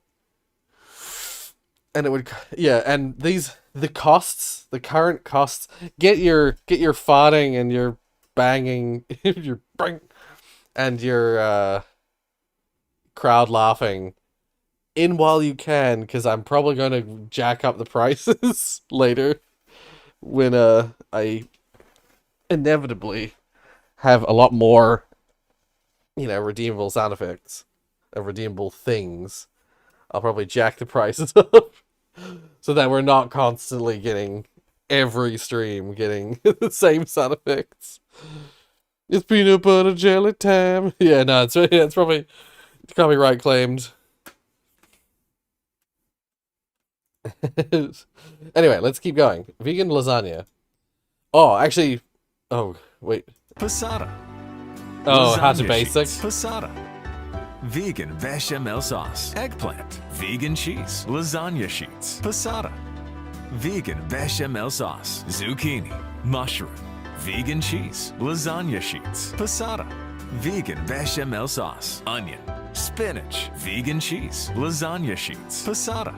Vegan bechamel sauce, vegan bacon, vegan steak, vegan cheese, vegan beef patties, vegan pork mince, vegan cheese, vegan prawns, vegan chicken drumstick, vegan chicken, vegan cheese, vegan iced free range vegan sausage, vegan chicken, vegan beef lasagna, vegan beef, vegan vegan egg, bacon oven at 350 degrees Fahrenheit for 40 minutes. Serve and enjoy. Passata. Vegan bechamel sauce. What was I gonna say about that? That has real, like, the how to basics. How to basic especially. And the first don't hug me, I'm scared have the same vibe. Vegan teacher would love that. Someone should show it to her.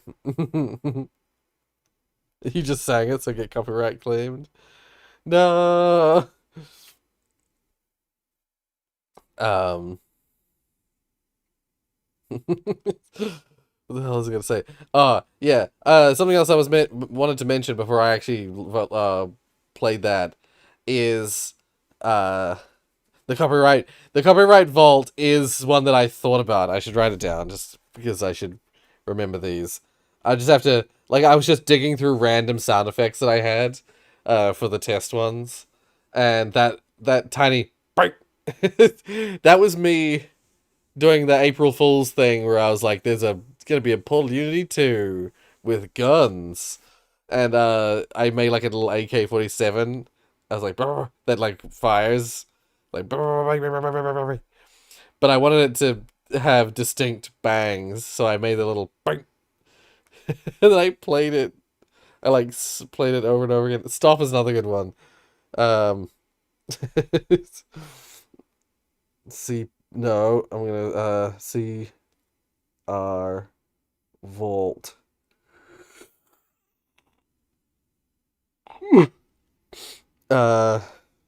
Stop. No, not strap. Stop.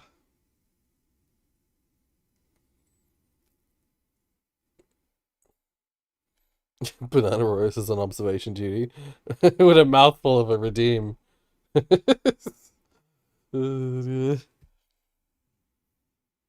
yes, let's continue. All the cat wants is a... Do you want a cookie? Are you gonna be a good girl? Do you want a cookie? Are you going to be a good girl?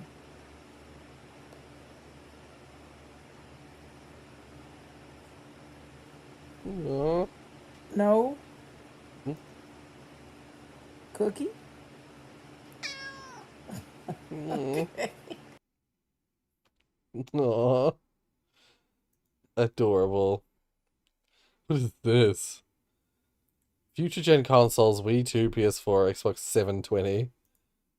Oh my god, how old is this? 15 years.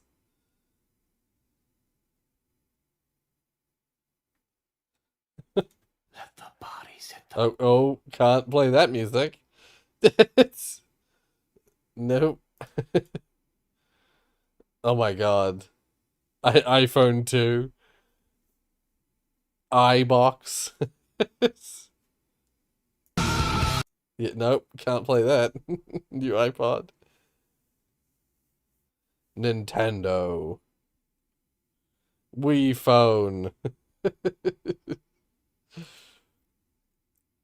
DS closed. DS open.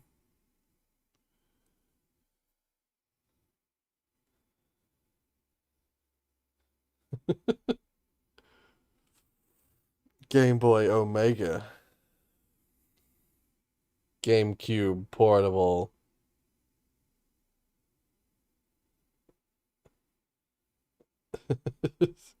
Xbox 720. A 720 controller. 360 portable. Yep, nope. PS4. PS4 again. What the fuck? Another PS4. That's right, I've seen this picture. Final PS4. That's actually, if I recall, this is PSP 2. I mean, they kind of did a PSP 2, didn't they?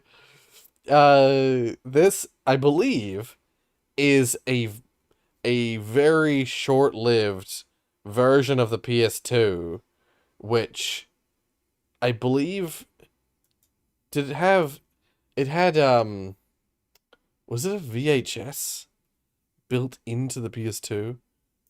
There was that. It's sort of stuck here forever. It just keeps being PS4 over and over again. PS2 special edition with VHS.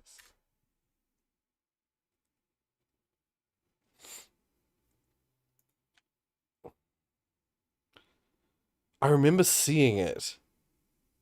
I don't know if it was I don't think it was a VHS.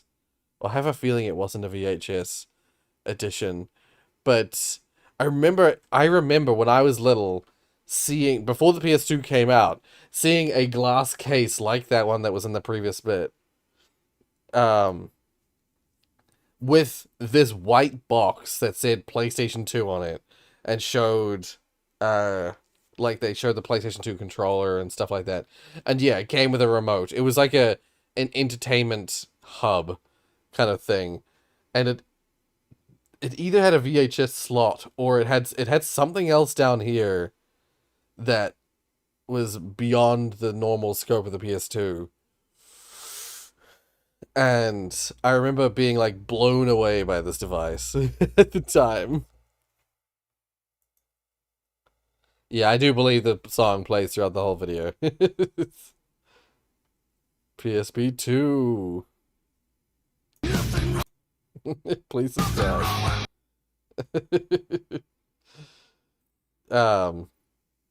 They said life update in the description. No, there's no life to update in here. Cool pictures I found. Please subscribe. Wait, I now work on the Fortnite team at Epic Games? If that's true, that's amazing. Yeah, this is back in 2008. What a throwback. Your Honor, my client is innocent. I don't know. Call me crazy, but I don't think they deserve to have their bright futures ruined by a momentary, minute, Dull and never dark. to be repeated lapse of judgment.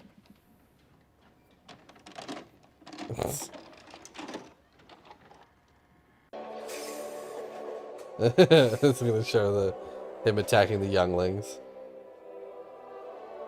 Master Skywalker, there are too many of So them. how does he What get are we away? going to do?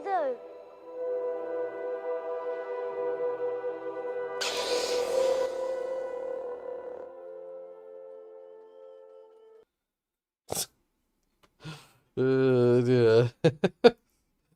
It's pretty fucked. Gay. Charlie Brooker gay marriage. Okay. No, the PS4 wasn't out at that time. The PS3 clearly was, but the PS4 was not. That's the thing. The PS3 and the Xbox 360 were already out. Hence why they predicted that the next Xbox would be Xbox 720, which is what my friends and I used to think is what the next Xbox was going to be called. We thought they would make it the Xbox 720, but then they made it the Xbox One, and we were all like, "What the fuck?" Spiff's streams. He doesn't have the alert sign. I might take the visual component off of the audio, but it's just farted again. It wasn't me.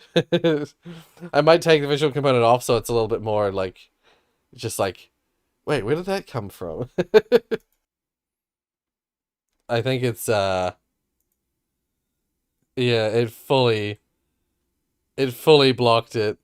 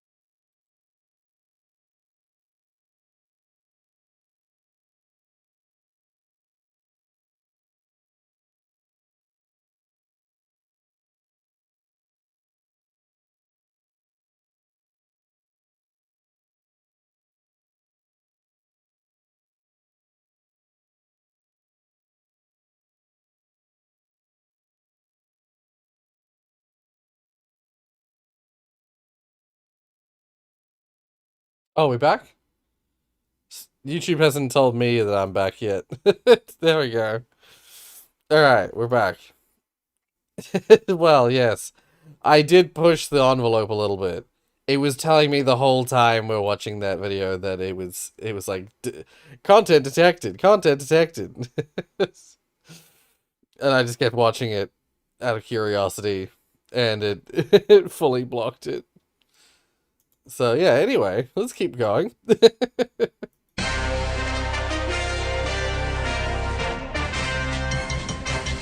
new book called The Truth About September 11th claims to present evidence that the destruction of the World Trade Center was not the work of terrorists, but was in fact perpetrated by the U.S. government.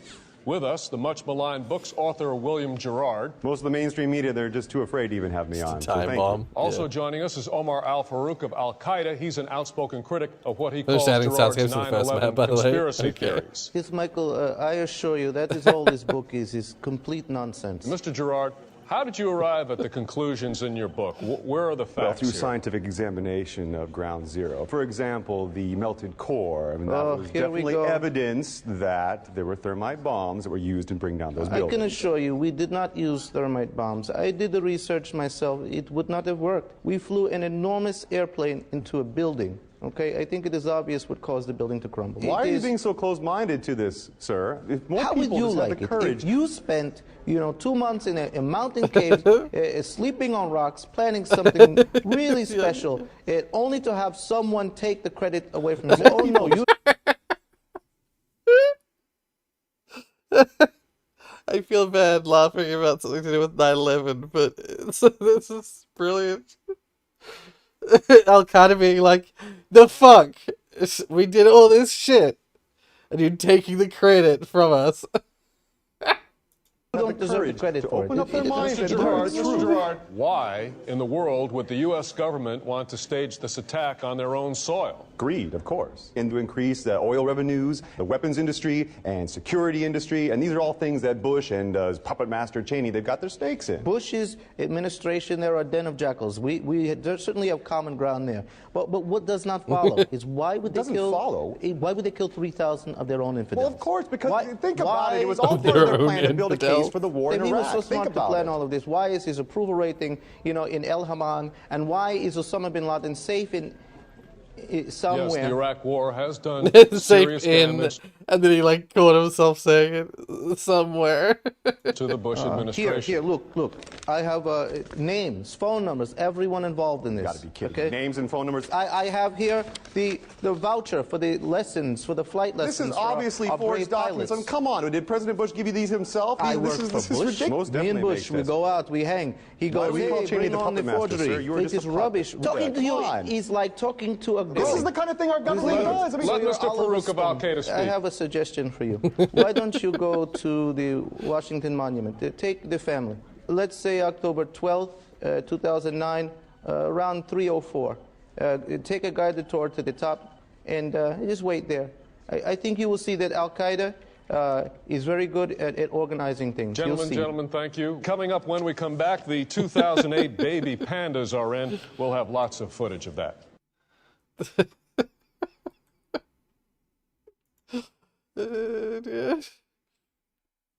I just love the premise of Al-Qaeda being upset, that someone else is taking the claim for their work.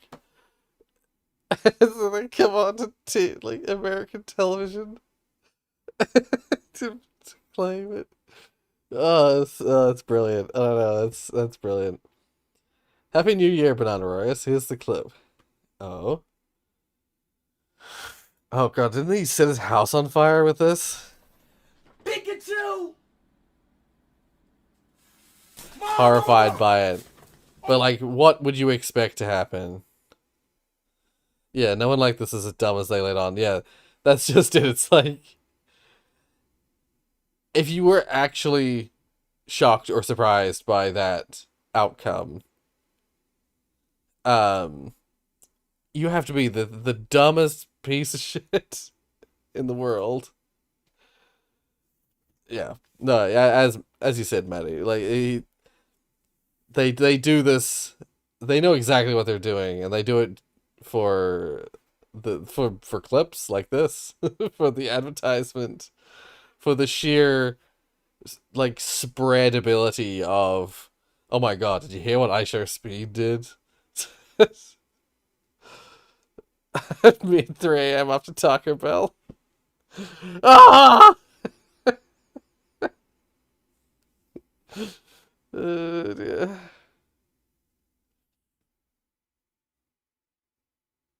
Working on changing the gamepad UI chapter images. Yeah, don't play with fire. Dear. I guess I mean, it's funny in a sense. And yeah, I mean, if it works for them, I suppose. But he is endangering people's lives. It's not just him in that house. Yes, like that's the idea. The fireworks are supposed to be lit outside. But of course he's doing it for the attention. Can't believe they cut that scene from Home Alone 2. I don't want to sound like a boomer, but I hope his 10-year-old viewers don't try to do it too. Exactly. That's the problem, is that it's impressionable. It's like people see that works for him, and then people are like, oh, I can do that too, and I can also get those views or whatever, and then they do it in their homes, and they just burn their house. Possibly the neighbors as well. Exactly, like that's the thing, is it's like he's clearly living with his parents or living with his family members, and then potential for a house fire to go to spread to other houses. Anyway, let's move on. Okay, there's another one of translating of every Pokemon again. Okay. Bitch, that's a dragon. Sheriff's office. I'm assuming this is supposed to start at the start. I put every single Pokemon I through can't Google watch all Translate 23 way minutes. too many We'll times watch until they messed up some of it. again. Please welcome Back-End Bulbasaur.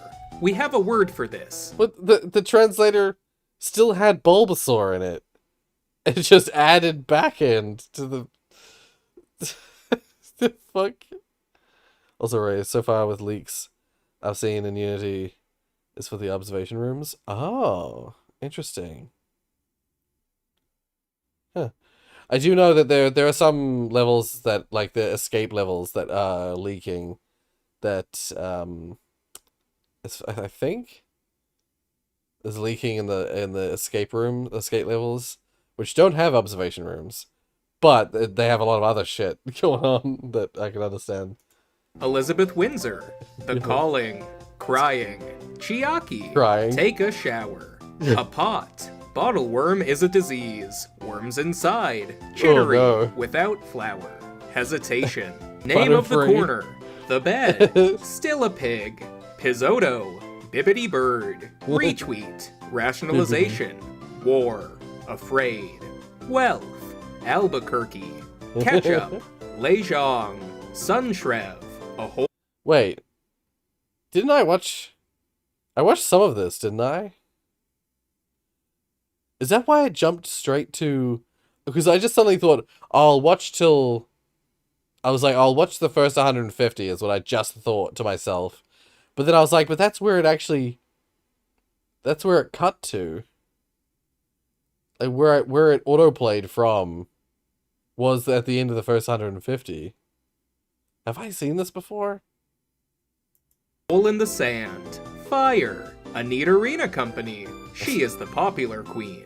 Nidoland, It Burned, Neodoggin, Clerical Class of Priests, Glue, The Wolf, New, Fat Man, New. Wig Life, Blood Pressure, Gorbot, Blood Ad pressure. Hoc, Anger, Therapy, Degree, Surgical, Wee Nanat, Sam, Digitized, Sam. Dog Trial, Moo Moo, Persian Language, Pusadak, Goldick, and Monkey, Goldick. Prime Minister Pep, And The Monkey. Most, Alkaline, Mushrik, There Are Many Storms, Polyfrat, Select, Cadra, In the County, So Ridiculous, You Are Dead, Marsham, Currently at Work, Cry Currently Today, at work. Surname McDribble, Tentacole in the Snow, Tent Carpet, I'm Sorry, Cemetery, Glass I'm Dolls, sorry.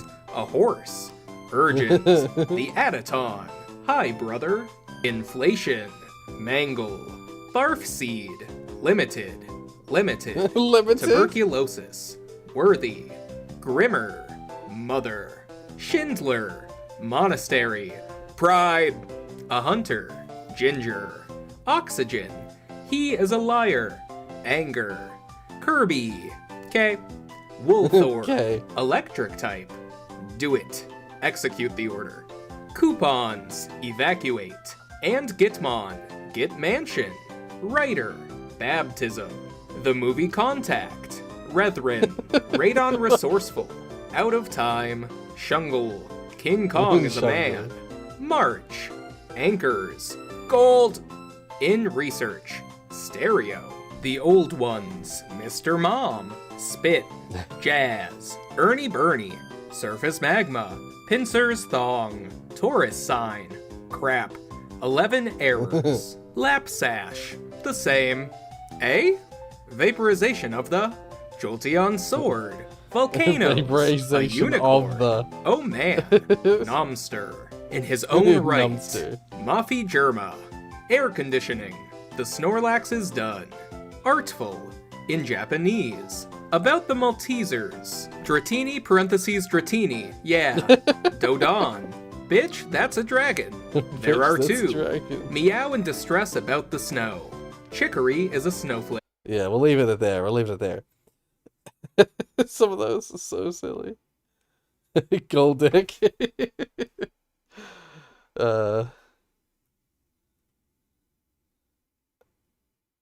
I think I watched part 1 again. I think that's what's happened. I think we watched that last time and I watched it again. But whatever the case. Omae wa mou shindeiru. Nani?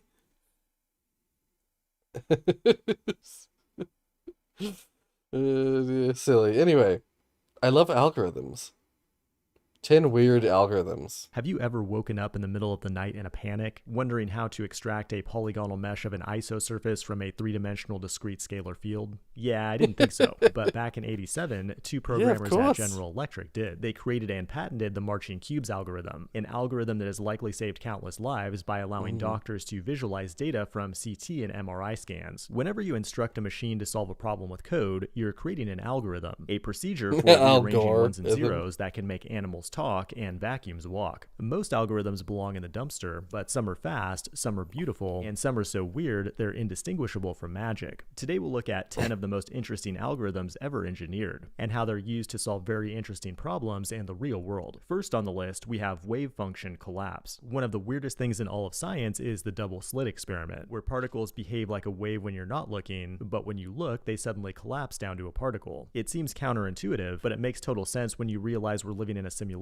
and the universe wrote this algorithm to cut down on its AWS bill. It's an interesting concept to think about philosophically, but the general idea behind wave function collapse can also be implemented programmatically. Imagine we have a map for a video game, but what if this is a side-scrolling game that can go on for eternity? We can't just make a bigger map, we need an algorithm to procedurally generate it on the fly. What's so weird is that we can take this initial map and think of it as being in the initial superposition of all possibilities. It's the wave function. Then upon observation, it collapses into a particle, or in other words, it selects a random map tile, but follows a consistent set of rules, like in this case, making sure that the roads are always connected, providing a random yet cohesive result, and doesn't rely on any sort of modern generative AI. Speaking of which, AI is weird as hell. Diffusion is a machine learning algorithm originally developed at OpenAI and is the magic behind image generators like DALL-E and Stable Diffusion. But the concept of diffusion actually comes from thermodynamics, where particles spread from areas of higher concentration to lower concentration. In artificial intelligence, the process is reversed. The algorithm starts by generating random noise, which would be like high entropy in thermodynamics, and gradually refines it to a structured image, which would be lower entropy. But first, you'll need to train a model that can do this well. The diffusion algorithm works in two phases. In the forward phase, it gradually adds noise to an image step by step until it becomes completely random. In the second phase, the algorithm reverses this process, reconstructing it back into a coherent image. When the algorithm runs over millions of labeled images, we get a collection of weights that can be used to generate new images out of thin air, allowing us to build an infinite army of OnlyFans models. It's highly compute intensive, but also works well on audio, and the next frontier is diffusion for video generation. But now let's talk about simulated annealing. One frustrating thing about programming is that for many problems, there's not just one solution, but many solutions. Like an Amazon warehouse has many different ways to organize its inventory, but some ways are more efficient than others. Annealing is a word that comes from metallurgy, where metals are heated up up and cool down over and over again to remove defects. The same idea is used in optimization algorithms to find the best answer in a sea of good answers. Imagine trying to find the highest point in a mountain range full of peaks and valleys. A simple hill climb algorithm won't work because there are many local peaks. Initially, the temperature starts high, allowing the algorithm to explore freely. As time goes on, though, the temperature is lowered, which decreases the probability of accepting a worse solution. The trade-off here is exploration versus exploitation. But the reason I included this algorithm is because it's also a good way for beginners to learn how to code. Initially, you start out exploring all kinds of different technologies and frameworks, then eventually you find one specific area to exploit and specialize in. But we can't talk about algorithms without talking about sorting, and the most ingenious sorting algorithm of all time is without a doubt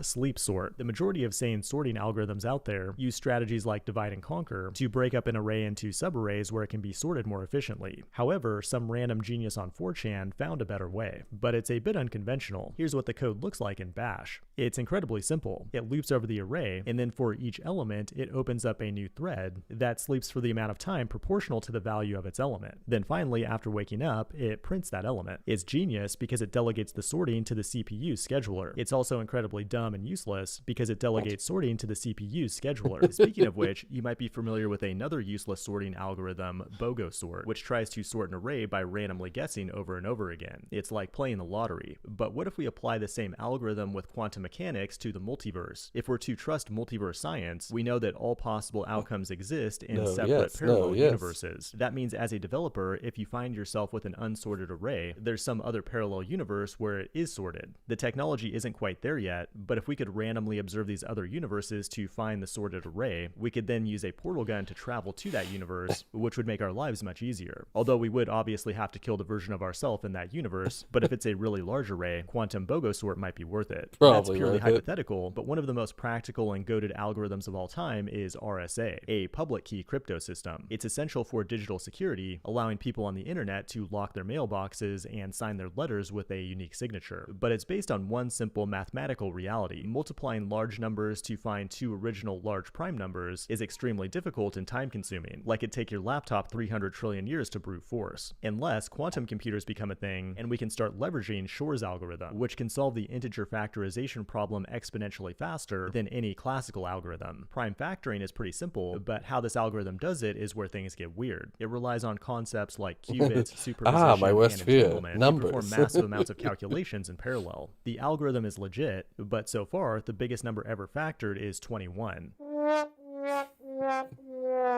Even IBM's state-of-the-art Q System 1 fails when trying to factor the number 35. However, just recently the Chinese factored this big-ass number with a quantum computer, but it uses a different algorithm that doesn't scale very well for large numbers, unlike Shor's algorithm. Everything is safe for now, but when someone figures out how to make quantum computers work, expect all hell to break loose in the cybersecurity world. At the beginning of this video, I mentioned the marching cubes algorithm, but it deserves a closer look. So first, we start with a 3D scalar field, which might represent data from an MRI machine. Each point in the 3D space is represented by a single number or scalar. The algorithm starts with a single point, then takes its 8 neighboring locations to form an imaginary cube, but treats the 8 values as a bit in an 8-bit integer. This results in 256 different possibilities, which point to a pre-calculated array of polygons. The algorithm marches through each point to create a 3D mesh that can be used in 3D software. And at the time, this was really cool because MRI machines produce slices of data that can now be rendered in 3D. In modern times, though, we're often dealing with distributed systems in the cloud. And that brings us to the Byzantine generals problem. Imagine you're a general in the Byzantine army. You're camped around a city with a few other generals with plans to attack it the next morning. But what if one of the generals gets drunk and wakes up too hungover to attack? The entire system could collapse. Computers have the same problem. Sometimes they might fail or be infiltrated by hackers, and you never know when or where that's going to happen. Luckily, algorithms like PBFT are designed to solve this. They can keep a distributed network working properly, even if up to 1/3 of its nodes go haywire. It works by having a node broadcast a pre-prepared message to other nodes, indicating its readiness to execute some code that will change the system. The other nodes will respond back in agreement, then after a certain threshold, a consensus is formed. Once there's a consensus, the original node sends back a commit message to all the other nodes, which can then all execute the changes, making the entire state of the system consistent. Algorithms like this are essential for blockchain technology and things like distributed cloud databases. What's really cool about algorithms, though, is that they can also reflect nature. Like like Boyd's artificial life program. It was created back in '86 and simulates the flocking behavior of birds. What's so cool about it is that it demonstrates the emergent complexity or beauty that we get out of just a few simple rules. In this case, the birdoids have 3 rules. They steer to avoid crowding, they steer towards the average heading of the flock, and they steer towards the center of mass of their local flock mates. The end result are these intricate patterns that weren't programmed directly, but just emerge naturally. But finally, that brings us to an old algorithm that blew my mind just the other day and inspired this video. Boyer-Moore string search. It's weird because it becomes faster and more efficient as the string it's searching becomes bigger. That seems impossible, but it makes sense when you understand the algorithm. It scans text from right to left, then has 2 rules. When it encounters a bad character not found in the search pattern, it jumps past it based on an estimation made in a pre-processed table. Likewise, if it finds a partial match, then a mismatch occurs. It has a separate pre-calculated table that maximizes the number of characters it can safely skip. These rules are called heuristics, which are like functions that are not guaranteed to be perfect, but are far more practical than looping over every single character. In this case, the algorithm gets faster with more text because it's able to skip a higher proportion of characters. And if you've ever wondered why grep is so fast, you have this algorithm to thank.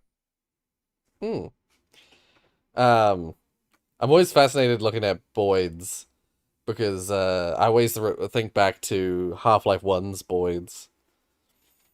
I can confirm most leaks via chambers is due to observation rooms having exposed funk details to the void. Right, yeah. Patching those up for you. Fair enough.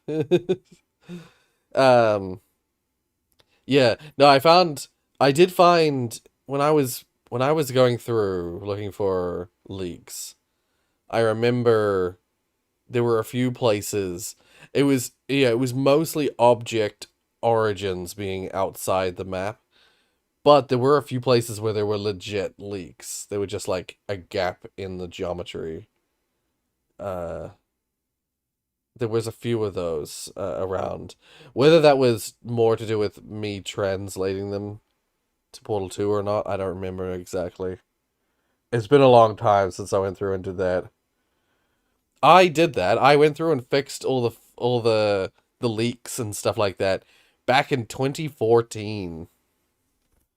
2014 was when I was like, I'm going to go and make Portal Unity reboot. And it took till 2017 before I finally released something. Was it 2017, 2018? No, when did I release something? Or was that in like 2020? I forget. When did I release the reboot?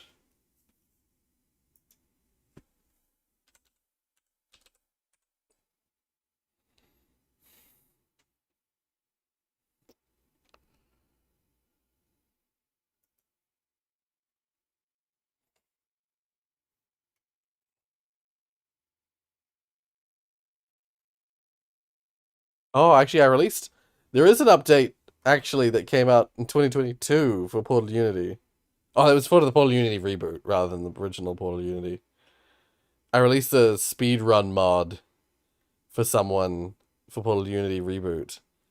Because, they wanted a version without wait times. They wanted a version that didn't make you wait at the start of the game. And so I released the speedrun mod, which just makes it so that the game doesn't make you wait in the first room. And I think it skips... Is there another wait time it skips? Or is it just the one? Oh, no, it's 2 in the same level.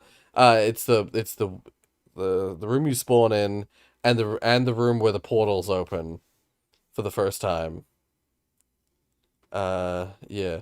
No, yeah, it was March 2021 that I released the Portal Unity reboot.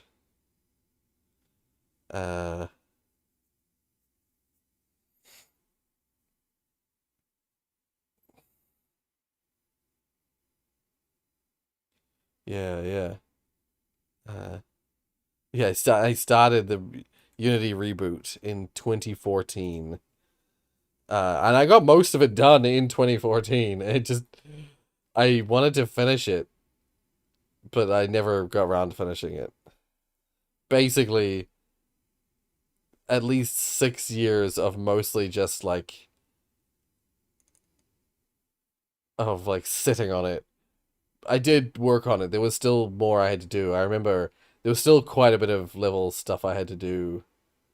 Because I did like back in 2014, I did like a full sweep of all the levels and adjusted them, remade them, changed them. And then over the years, over those like the next 6 years, I basically just spent time, like the stuff I did was like add a bunch of stuff to make the levels just feel a little nicer. It was like surface level stuff, but it was stuff that was important, that needed adding, and bug fixes as well, of course, and fixing all the damn elevators. Got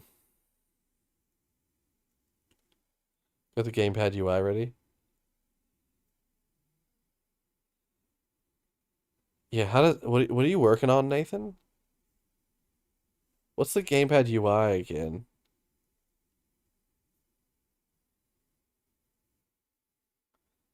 And I've also fixed a big captions bug that occurred in old source mods. Oh. Anyway, let's keep moving. Elon's based Grok AI is into the chat. After months of anticipation, the brain chip Mars Tunnel guy unleashed his latest monstrosity on humanity. It's not the Cybertruck, but a based AF AI named Grok. This isn't just another large language model chatbot. Well, actually, that's exactly what it is, but it's totally different than all the others. It treats you like an adult and will teach you important life skills like how to cook or how to make money in the stock market by buying Tesla. Steam Deck. It is December 10th, 2023, Controllers, and you're watching the Code Report. On Friday, Grok was released for early access. The only catch to use it is that you need to pay the toll. $16 a month for Twitter X Blue Premium Plus. I took the bait and upgraded, but it'll be available to all English users in the near future. Now, I'm not one to hype things up, but Grok is actually impressive for a few reasons. First of all, it has a sense of humor and brutally roasted me. It said my 100-second videos are like trying to learn quantum physics from a toddler. A roller coaster ride, except the only thing going up is your confusion.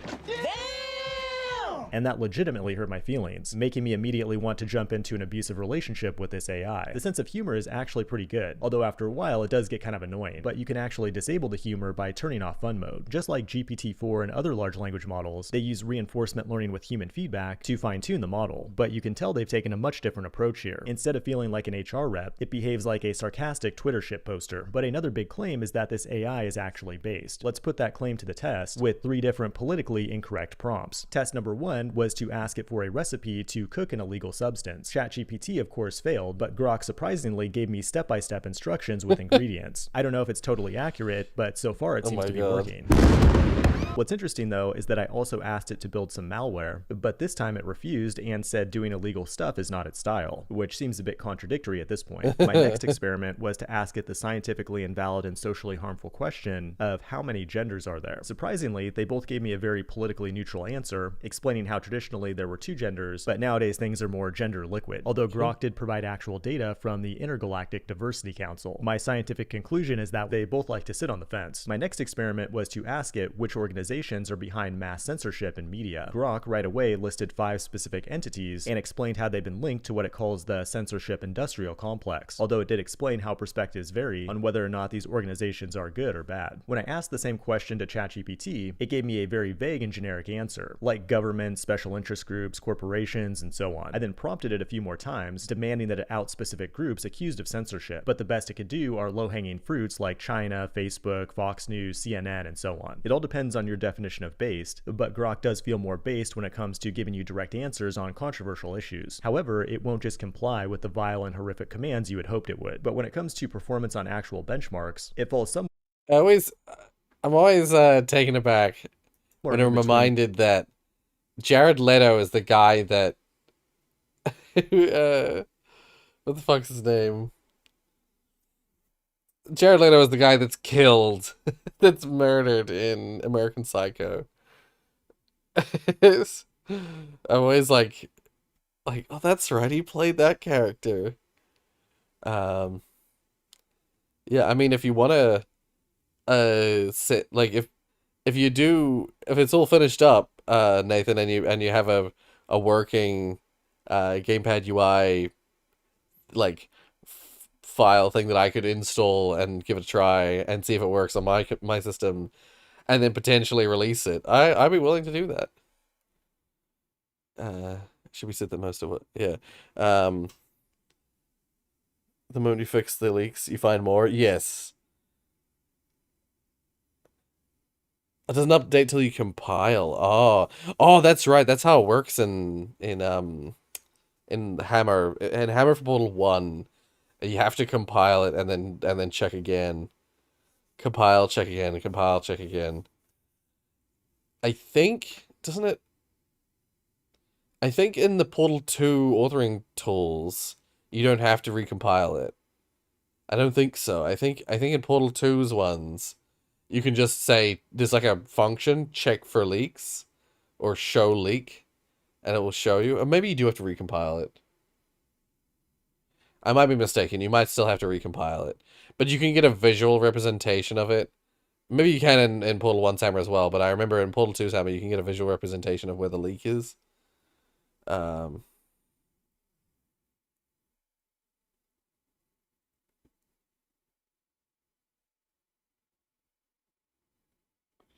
be worth it. Okay. I could use a custom folder. But you have to add the custom folder path in your mod's game info. Well, what you do is just just use the Portal Unity core like root folder, so that you just replace files or whatever, or merge folders, with the original like root folder, and then I can just upload that and use that as a mod for original Portal Unity. Yeah. I love compiling maps. It's my passion. Are you sure about that? God damn, I took my eyes off the stream for 2 seconds and I hear a giant boom. GPT 3.5 and GPT 4. So it's a very good model, but not quite as good as ChatGPT, and is not going to have all the bells and whistles like file uploads and stuff like that. Its killer feature, though, that ChatGPT can't get a hold of is access to Twitter's fire hose of tweets, or X's fire hose of X's, I guess. And that's huge because the AI can tap into the stream of consciousness of society in real time. Grok is already the... So wait, is it not just replacing a file? I forget how those old mods work. This might be replaced with the default color. See, the credits is more readable in the credits map. Maybe. I felt like didn't it look nice, the blue? I forget.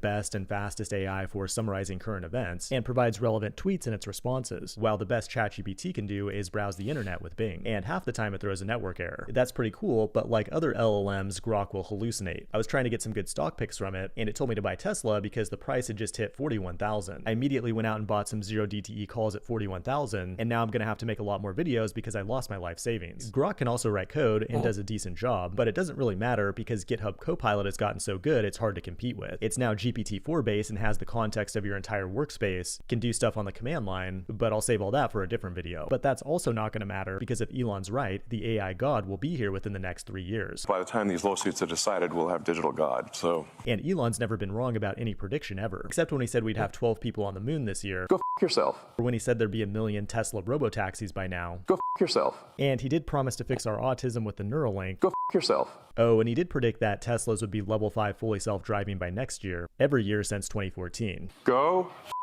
yourself. But aside from that, he's basically Nostradamus. And if the AI godhead does emerge, I certainly hope it's based AF. This has been the Code Report. Thanks for watching, and I will see you in the next one. Interesting. Yeah, I've seen even Opera GX has its own like AI built in now. Like if you use Opera GX, this isn't an ad. No, hashtag not sponsored. But I've heard that Opera GX has an AI like built into its like the way it operates. I don't know exactly what you can ask the AI to do, but it has an AI built in now.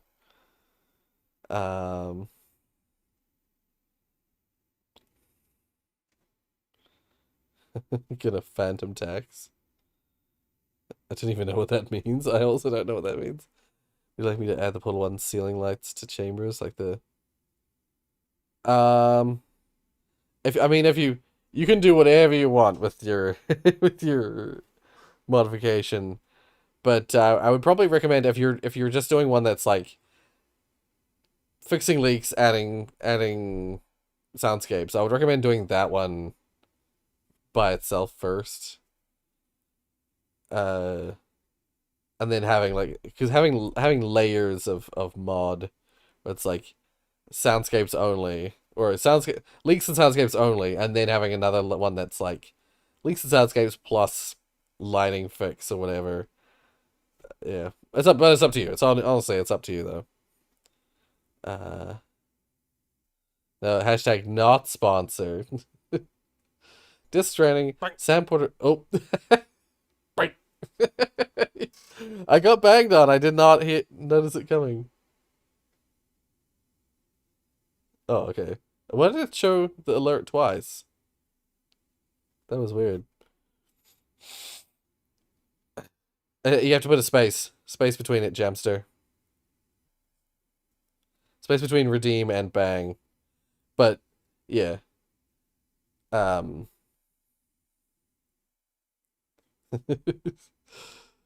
Mostly wanted to fix all the issues for you. I mean, it's fair, yeah.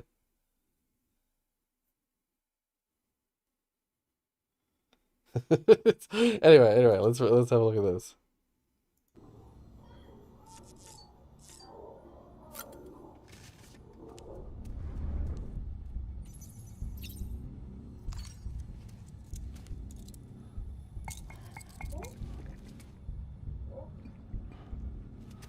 Ooh. You have 200 points. Yeah. Oh. Wait. Yeah.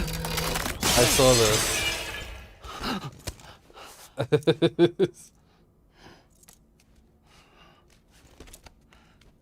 So the YouTube chat will be the same as Twitch chat. Well, actually, this function, this like points function thing, this is Streamlabs doing that. Unfortunately, because I don't have Streamlabs Premium, I just have default Streamlabs. I can't rename the bot. I think Twitch has this functionality, this points functionality, like built into itself. But excuse me.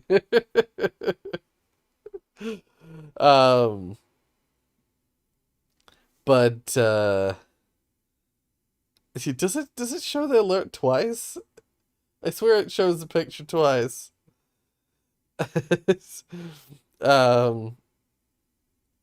Yeah, I think Twitch has that built into itself, like the point system, but with the use of Streamlabs,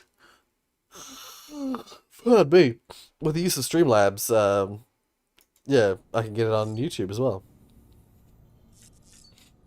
Oh, you just get them for participating in the stream. Oh.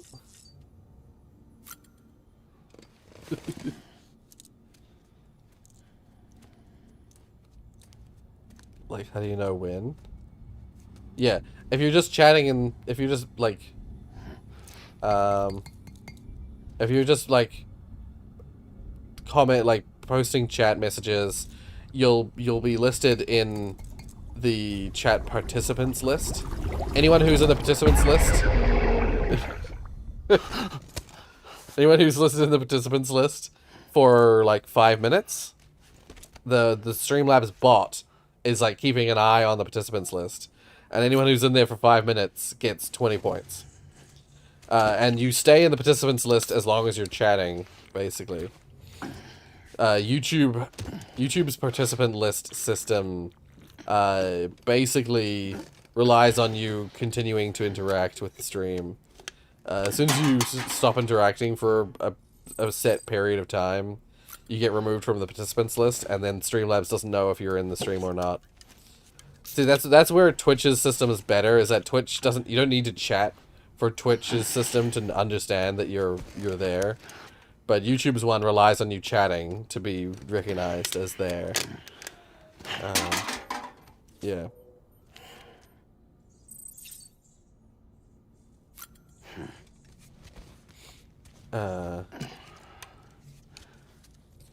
Alright, so do I have permission to fix up the maps too without changing how people do it? I've seen some of these in my own games, my own playthrough, but not all of these. Like I don't think I got the Guillermo del Toro showing up as BB one.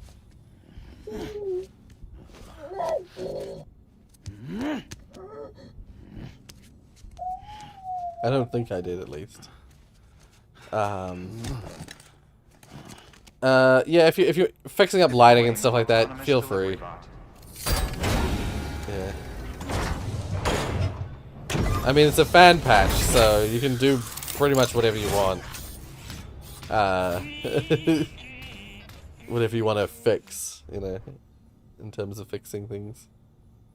Was that humming a song? Wait, I gotta go back and...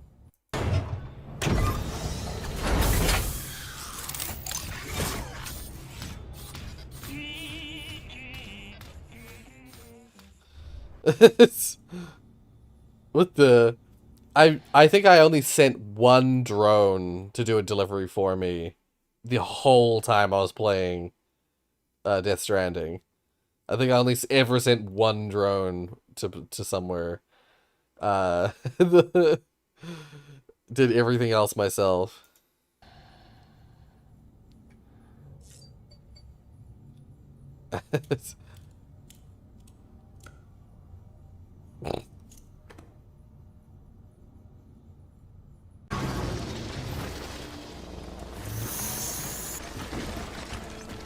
Oh.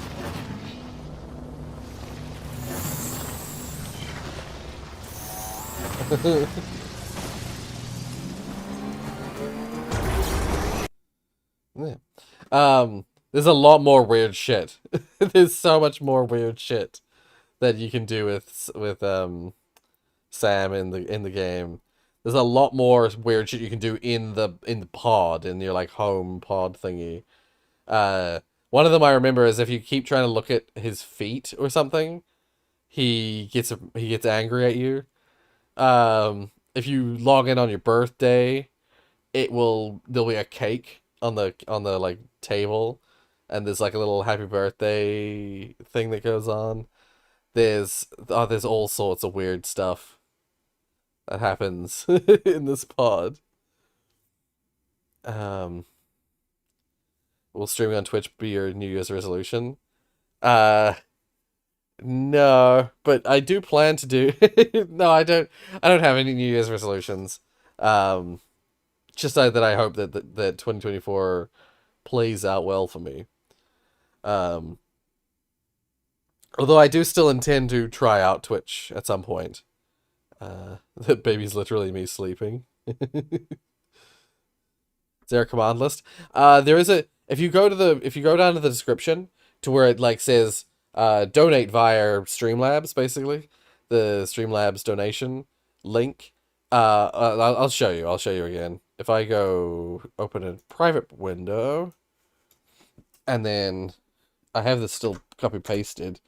You go to streamlabs.com/Rorius. It automatically goes to the tip page, but if you go here instead and go to CloudBot, you got the 3 things you can redeem. But down here it shows you a list of commands. At the moment, the only ones, like most of these are non-functional, but redeem is the important one. When I set up a bet, when I set up like if I put up a prediction, like something you can bet. Oh, support Rorius IRL by purchasing some merch. All merch. I don't think I have merch. Wait, if I copy that link, do I have? Oh, wait, no. Wait, go to site? Oh, there you are. I don't think I have my merch attached to this, do I?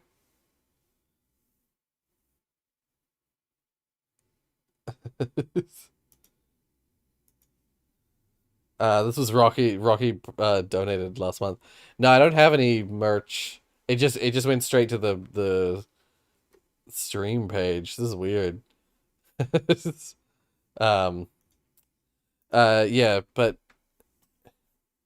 I should enable that to go to one of my merch pages. Because I have merch. I just don't have it attached to Streamlabs.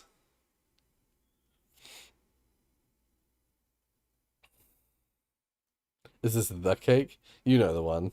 No. Oh wait, yeah. Big Black Ball on tour. So yeah, the delivery bots actually appear in the world in the director's cut. Oh, cool. I haven't played the director's cut. That's cool. I was gonna say because you see other porters, but you don't see the bots. That's cool. Still making the README file for the Steam Deck UI patch.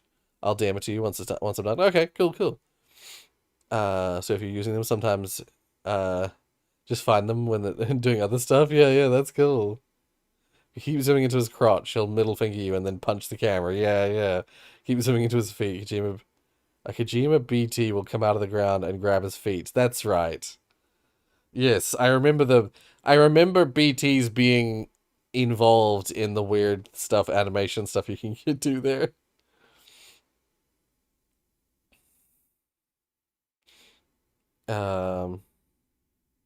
Or be staring into my soul in the thumbnail.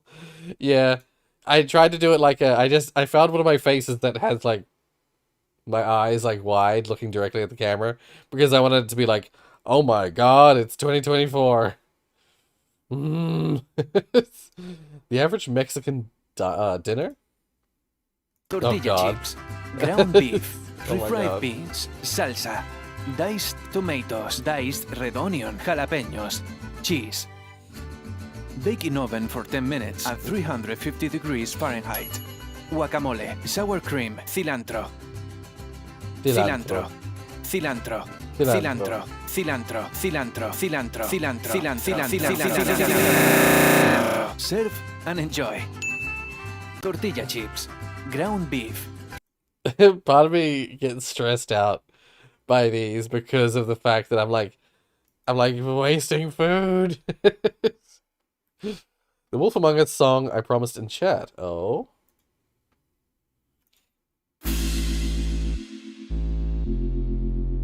Wait. Is this from the game or is this a person like someone's made a song for The Wolf Among Us? This is definitely their song, isn't it?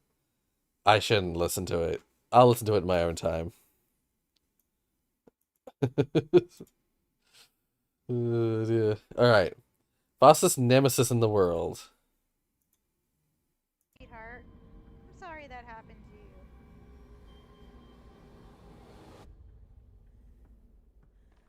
you.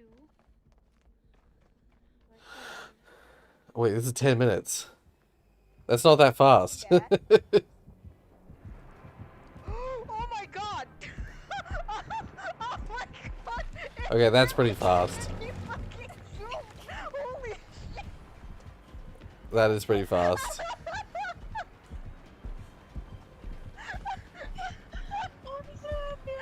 I haven't seen this map before. This is a new map. A new map. It could be old by now, but for me it's new.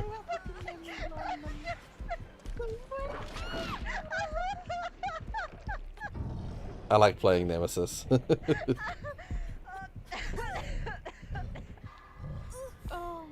was during the Halloween event? Ah. So bad that I fucking hit a rock.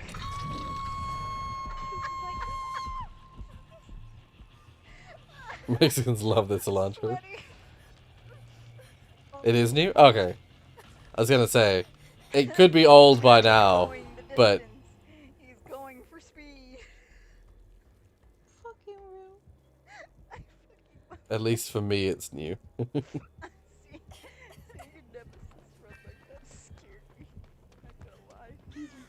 He's running terrible. The bitrate on this is not good. But it's fine. No, don't do it. Don't do it. Don't do it. A little bit. Okay, thank you. Oh my god. I was gonna say, if this is anything like... If this Nemesis is anything like me... Oh my god! If this nemesis is anything like me, that play with the like, as soon as someone uses in the cure, it tells you where they are.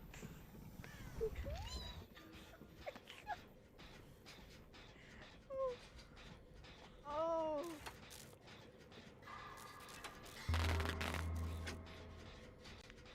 Sonic. Anti-Sonic.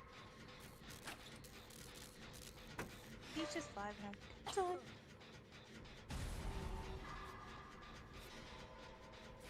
Oh my god. You're going the distance. I don't know why, but I thought, in my head, I thought they were gonna remove skill checks. Or gonna change them the way they worked. I don't know why I had that in my head. Maybe I'm thinking of another game.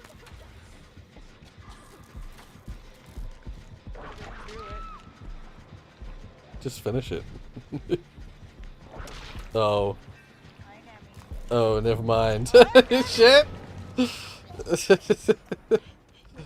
Yikes.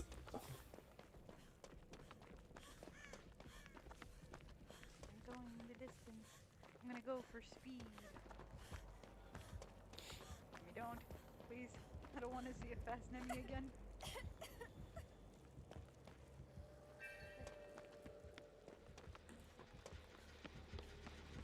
The UI so cluttered. You mean this stream UI? Yeah.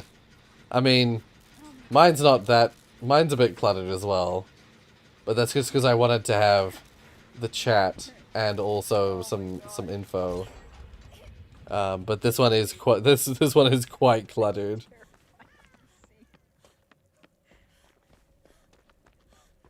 It's like seeing a Michael Myers fucking run at Yeah. you. I mean, mine's relatively simplistic compared to this one, I suppose. Oh, God. Yeah. Please. I saw my life flash before my eyes. That's just it. Like if I could have, if there was a better way to do it, I would have had the chat fit within the confines of the space above my head. But unfortunately, if I shrink it any more, it gets really like it gets really truncated. And so I just had it overlapping the video a little bit to make it a little less squeezed. Karen! What? Karen! Oh my god. Karen says let's be friends. That's what you get, Karen. I didn't know you could kill the zombies like that. Oh my god! Let's get behind! Let's get behind this ring. What the hell are you doing? Don't touch it. Don't do it. Yeah. Well, thank you, Jamster. I take that as a compliment. That you don't mind my UI. You don't mind my heads up. You don't mind my layout. Yeah, because I like to keep it simple. That's the thing. Is like you can download these formats where you have like a box around your view, and you have like all this animated stuff going on around here. But I wasn't interested in doing that. I was like, I'm just gonna make my own setup. So I have this subtly rotating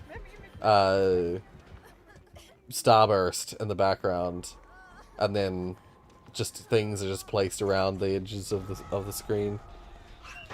Oh shit! Why did it do that? I used to, when I would do stuff like videos that had like where I wasn't like full aspect ratio, I used to put a little drop shadow around it, and I had it slightly not quite in the corner. I would have I'd have it more like, oh, wrong thing. I'd have it more like this. And then I have a drop shadow around it, but because of the way that, because I wanted the screen to be as big as I could get it, I didn't want to limit the screen size too much. with, you know, I want my face to be in the corner and to not be overlapping too much. But so I made the screen as big as I could without my head, you know, getting all up in it. Why did you let yourself Yeah, and I was like, fuck the drop shadow. So I'd rather have the screen be bigger for you guys to see. I don't understand why she let herself go. Yeah. Thank you. Is this gonna turn it? Is this gonna be a 4K in the end?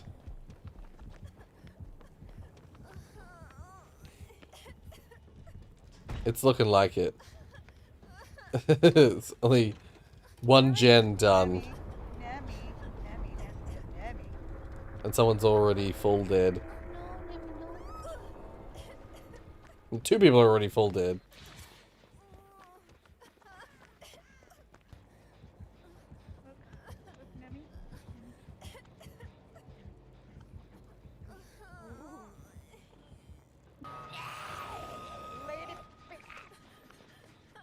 Oh, that was you playing as Nemesis. I didn't realize. I was like, why did you clip this video of this Twitch streamer?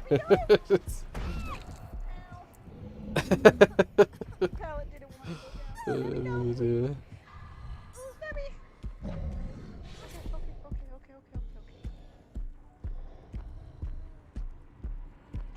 Where are we going? Someplace magical. Apparently so. Nami, where are we going? So what's your plan for this new year, Rory? Well, that's actually something I did want to talk about this stream, but we'll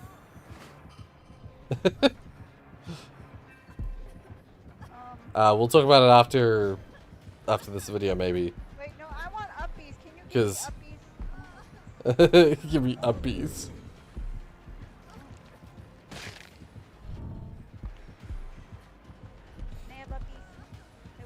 Oh yeah, everyone else is dead, so we're looking for the hatch.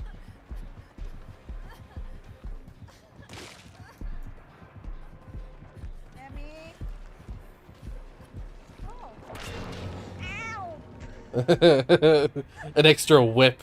just smack. Just a little.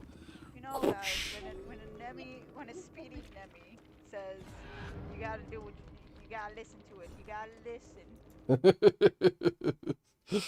Yeah, anyway. Yeah. So no. Since the question has been asked, I will take this time to talk about it. So for everyone who's here, you'll get the announcement early, because I'll announce this. I'll make this announcement. I'll talk about this. Well, I'll post something about this on the Discord eventually. But you guys who are here for the stream, you get the first knowledge, first chat, first announcement, I guess. Part of the reason that I've been so, like, patchy with streams recently is that I have got a full-time job now. Not, well, I say now. I have... How do I say this? I'm not currently working full-time, but I have a full-time job that will be partially starting in the middle of January, but it'll be starting properly in February. Thank you. Yeah.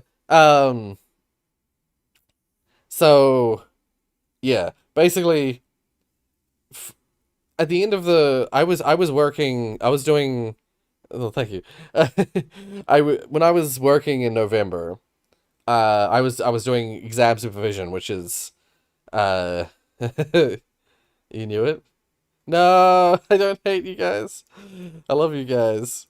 I just, you know, I just don't make money.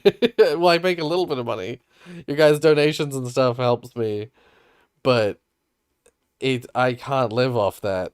It's just not enough to live off of. I've been living as like a leech off my parents and recently off my partner for too long.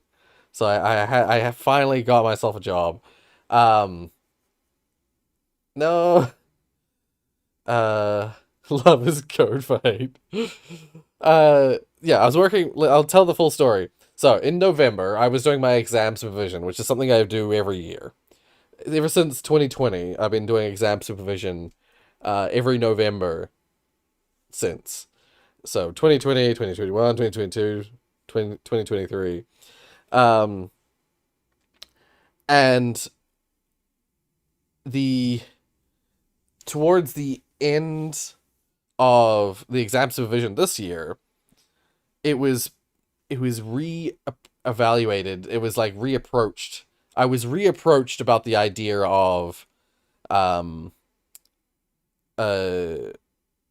applying for and signing up to this program, which basically means that this year, 2024, I will be a learner teacher doing a university degree or doing a university diploma at the same time as I'm teaching at a school, basically. So like I basically skip a bunch of the process to becoming a teacher. But I will be like at the end of this year, I will have done a whole diploma. I will have done a whole year of university and been working as a teacher at a school, and like all the while the university costs are paid for by the school. The education, like lots of the education stuff is handled by the school. And at the end of the year, I'll be a registered teacher, basically. So that's the program. That's the way the program works. Is that I'm like half studying at university, half being a teacher, merged together for 1 year of like education, and then at the end of the year, I become a registered teacher. And so, like the benefit of the program is that I'll be getting paid. Probably not well, but I'll be getting paid as soon as I start learning, basically. As soon as in February I start working at the school, I'll be getting paid as a teacher. Which is not what normally happens. Normally, if you want to get into education, if you're wanting to become a teacher, you have to do a degree in education that's beyond your degree in whatever field that you're specializing in.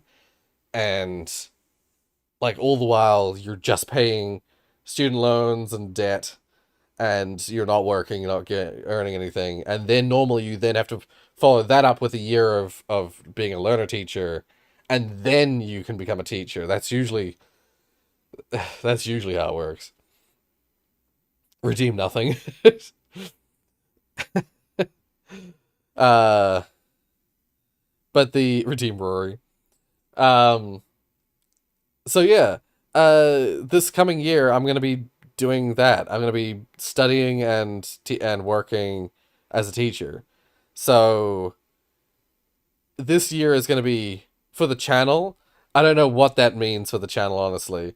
I've thought about doing all sorts of things to do with like I have actually thought about turning off memberships, because especially if I think that I'm not going to be able to stream a whole lot or not be able to post videos a whole lot, I have thought about turning off memberships in that context, because it's unfair if you guys are paying for memberships and I'm not posting anything or uploading anything. But I do intend to continue streaming and posting videos this year. I just don't know how often it'll happen. It's gonna have to be relegated to weekends in my time. Zach being a nerd you speak of. It's gonna be like, yeah, streams are gonna have to be relegated to the weekends. And I don't know if it's gonna end up being better for me to stream or do videos. Or if like how much time I'm gonna have for anything, because I'm basically working and doing a university degree. Right.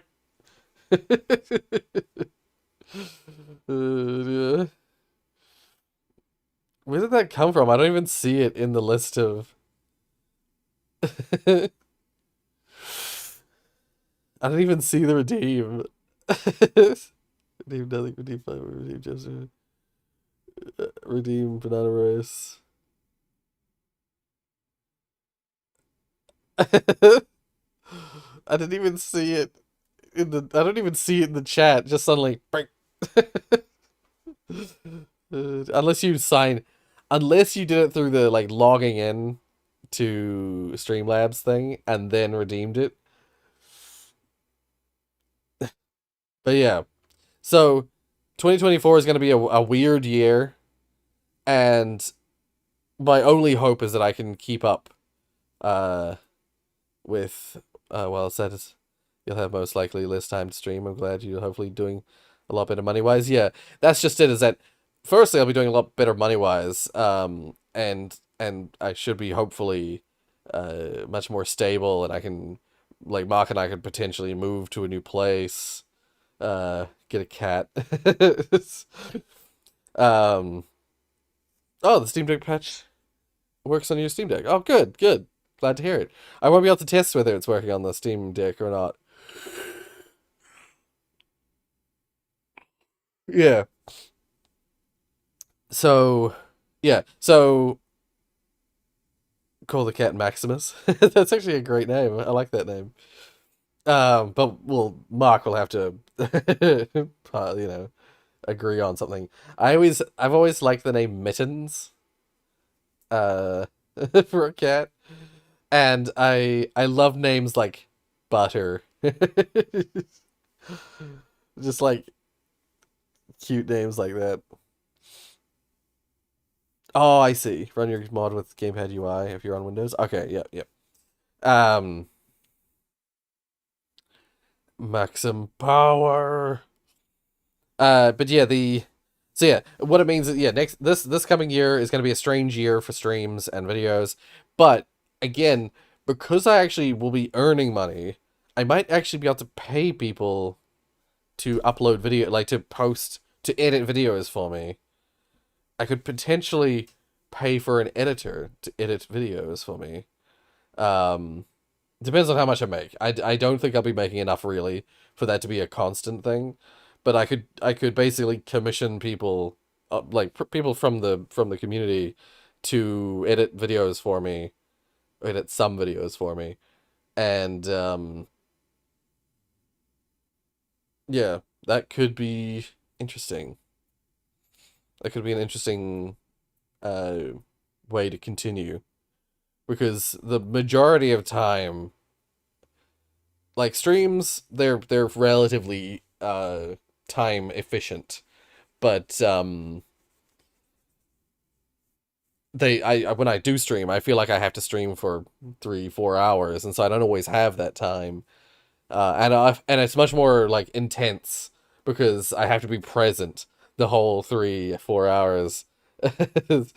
Yeah, RNG has offered multiple times. RNG has been like, I'll do it for free. I'm like, no, I refuse. Yeah. Yeah, I've always been of the opinion that I refuse to let it, to do it for free. I refuse to let people, pardon me. I refuse to get free labor. But yeah. Meowximus. It's cute too. No, exactly. The opposite of greedy. It's like, if I can't pay people to do it, I won't get people to do it. I'm only willing to get an editor if I can pay for that editor. But yeah, so basically going forward, I'll be looking into potentially paying for videos to get edited. There'll be just probably one-off videos, and I've been wanting to get into, like, more like video essay kind of videos, where, like, I'm talking about something rather than playing something. So it could be interesting this year to do a bunch of that. But I still want to do game dev stuff as well. I want to do game jam stuff. The game jam thing that I was planning to do in January, I think is a no-go. I don't think I have time to do it because because it's my education, my university thing starts midway through January. So I think January for a game jam is off the table, but there will be school holidays that I can fit jams into. So the next game jam will probably be whenever the first holiday is, either for my university or for my school.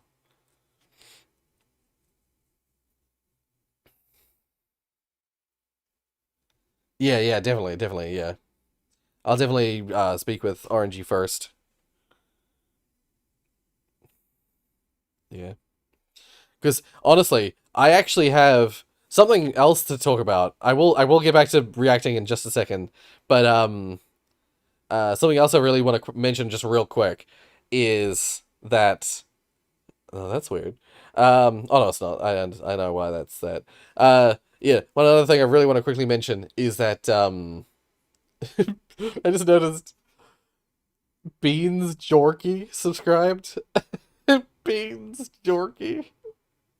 That's a brilliant name. I love that username. Beans Jorky. Yeah. Over Christmas, I wanted to. I was. I see that, Redeem. I kind of also wish that you could. Not quite. I also really wish. Shit. I also really wish that like I could make it so that the redeems are hidden, so only you see the redeems. But I think that would only work on Twitch, because the way that it works on YouTube currently is just that Streamlabs reads the chat and checks for commands. Give me points, give me points. Give me money, give me money, give me money, give me money, give me money. Yeah. I did not sub to my own channel. I don't think you can. That's where I was like, where have I seen that? It's Family Guy. Give me money, give me money, give me money, give me money.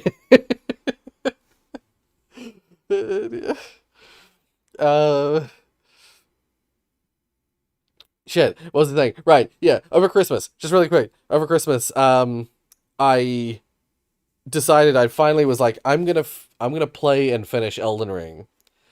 But I'm not gonna do it on camera, I'm not gonna have my face cam on. I'm just gonna play it and record my footage, record myself playing it. And so now I have like 50, 60 hours of Elden Ring footage that needs chopping into, like, hard chopping into like a not a compilation, but like a super cut down version of my experience with the final portion of, or the second half. It was kind of like the second half of Elden Ring. Because as it turns out, 50 episodes of Elden Ring and like 100 hours of Elden Ring was only halfway through the game for me. Yeah. Yeah. Anyway, so yeah, so I already have a bunch of footage that could potentially be edited, but that's gonna be like a big undertaking. That's something that probably won't come out for a long time. But yeah, I have it. I have it in case I want to use it. But yeah, anyway. You guys ready to play some TF2 today? Yeah, it's been a while. Yeah. Yeah, let's have a nice clean game of TF2. Let's have a fun old game of TF2, am I right, guys? Sure, nothing can go wrong. What?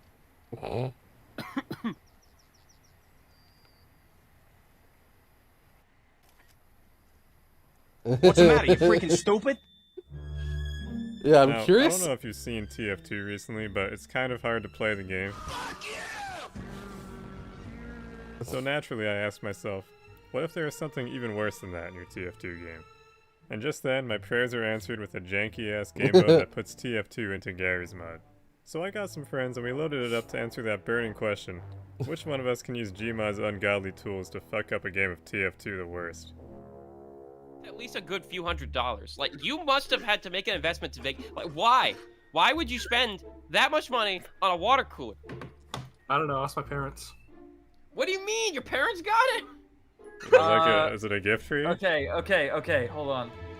Do we have like a collection? Do we want to start like piling add-ons in? Let's get a water cooler add-on. Yeah. But I can't... back. oh, damn. Okay. Well, Brick, what do you think you're doing, pal? You just RDM that guy. No, I didn't RDM. I didn't RDM. You didn't advert or anything. Hang on, let's bring him back. You're in trouble, bud. You fucked up, bro. Yeah, you're in big Dude, trouble. come on, dude. I don't Listen, deserve this. You do the crime, you do the pest time. stole his mom's credit card and he donated to me, so you're gonna have to say sorry to him. Let me hear an apology. You gotta say sorry, alright? Slam. Alright, I'm sorry. Open Not up the gold bam meat. hit hurts, Every man. Alright, you said sorry. Yeah, I accept his apology. Okay. Well, I'm a bigger man. Bigger man. No, stop, dude. I'm sorry. What the fuck, man? What the fuck? Why does it do 9 damage? Why does my gun do 9 damage? Why does it do 9 damage? Dark RP admin in the Hey, sky. Pest, thanks for donating, bro. I'll see you later. Yeah, no problem. I'm always happy to support the server. Alright, I'm about to do a gamer move. Whoa! Dude, what? What? Excuse me? Wait, what? Just gun you down. What? 7 damage! 7 damage! 7 damage! Sounds like you're doing good, buddy. It's a skill problem. Yeah. Fuck this, I'm not playing Scout anymore. If I'm doing 7 damage with my goddamn primary weapon. You heard it here first. Brick is not playing Scout anymore. No, I'm not playing Scout anymore. I'm gonna play Soldier. Alright, I'm gonna make a lair, you guys. You've come to my lair. You've fallen right into my trap. You must go to the What's water the trap? cooler. I see. Go to I the see, water like, cooler and have small talk for my amusement. Okay. Alright. Well, so how's the weather? The weather's pretty good outside on 2-4. It's been the same exact Sounds weather like a for skill issue. 14 years. Iron Man. Yeah, you know, I've never really understood that. Like there's a weather control system going on. I heard. Blood actually sounds like a Scout. Yeah. Not enough small talk. Cold. You see this guy? You see this guy here? This is the last guy who came down here. He didn't make small talk at the water cooler. He's dead. Brick's voice sounds more Pinata, like pinata, Scout's. Like Scout's voice. I'm not messing around. I'm not messing around. Get back to the water. Everybody. You too, Blue. Okay. So, what's going on here at the water cooler, guys? You heard about my new video, Crazy Guy Videos 2009? Oh, hell. The talk was not small enough. It's too big. The talk was too big. Hey, Rat Lobber, I think we should go peek what's going on out there. Wait, give me 5 more seconds before you peek. I thought you were gonna say it will all make sense, and I was gonna say no, it probably fucking won't. Alright, it's ready, go! Oh my goodness. What the fuck? Why are We're like We're here on the Homer Bridge. Oh hell nah. The Homer Bridge. Homer Bridge. This is the apocalypse, the Homer Bridge. You can go first, my friend, the Goobers. That's all you. I don't like going on bridges in video games. I'm prone to saying some rash things when I go across a bridge. Oh my god.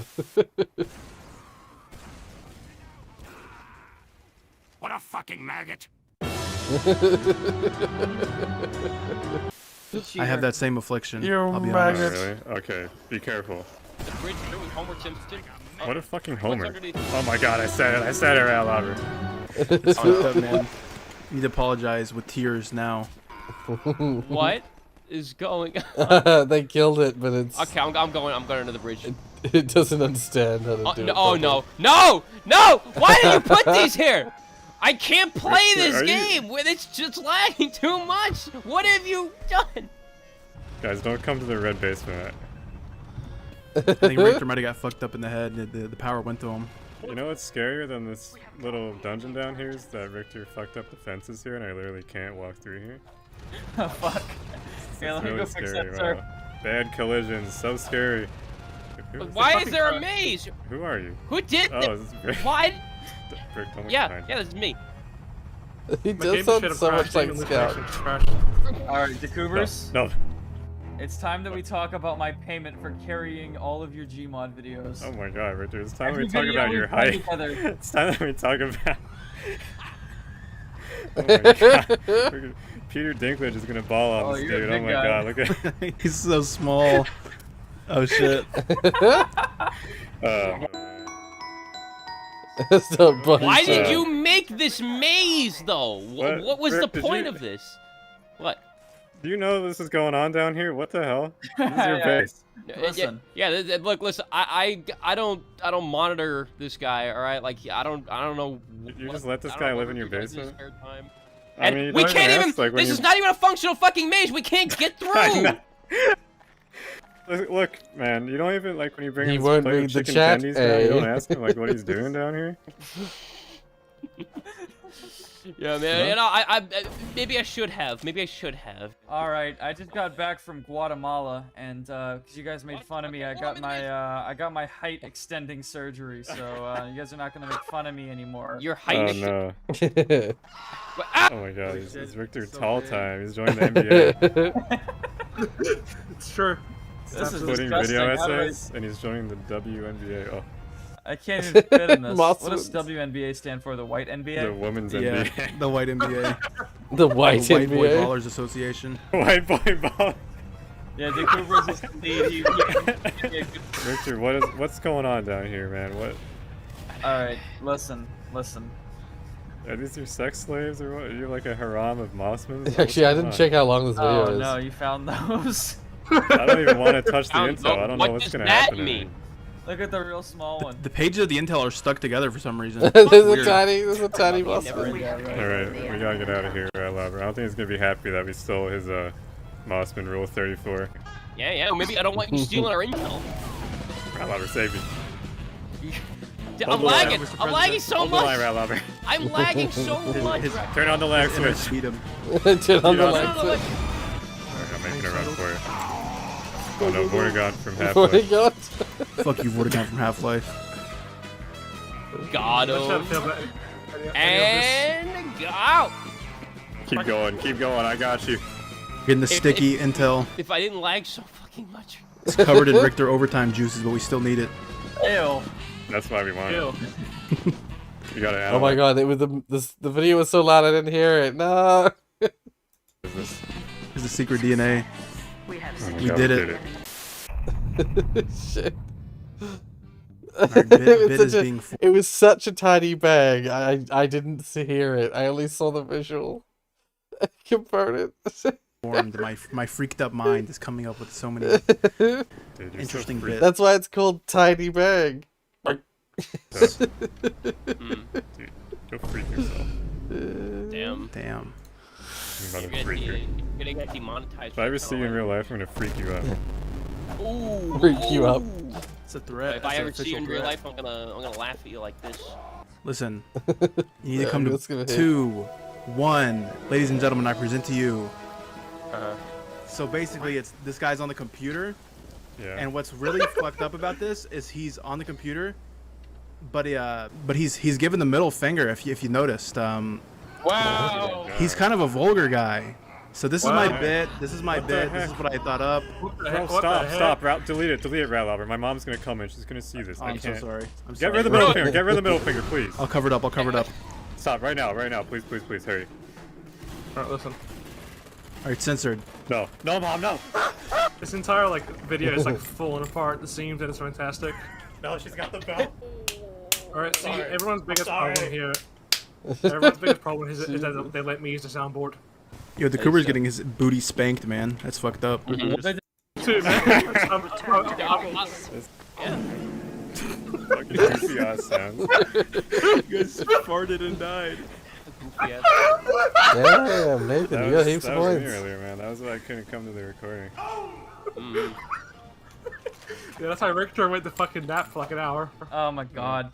Forgot about the stream. Nappy Richter, they call him. Sleepy Richter. Richter, Can't sleepy show up to time. recording a video. Yeah. What's funny is I still woke up before the agreed time. I woke up We were late. Ignore. on Richter's recording time. You Sleepy forgot. Richter. Sleepy time.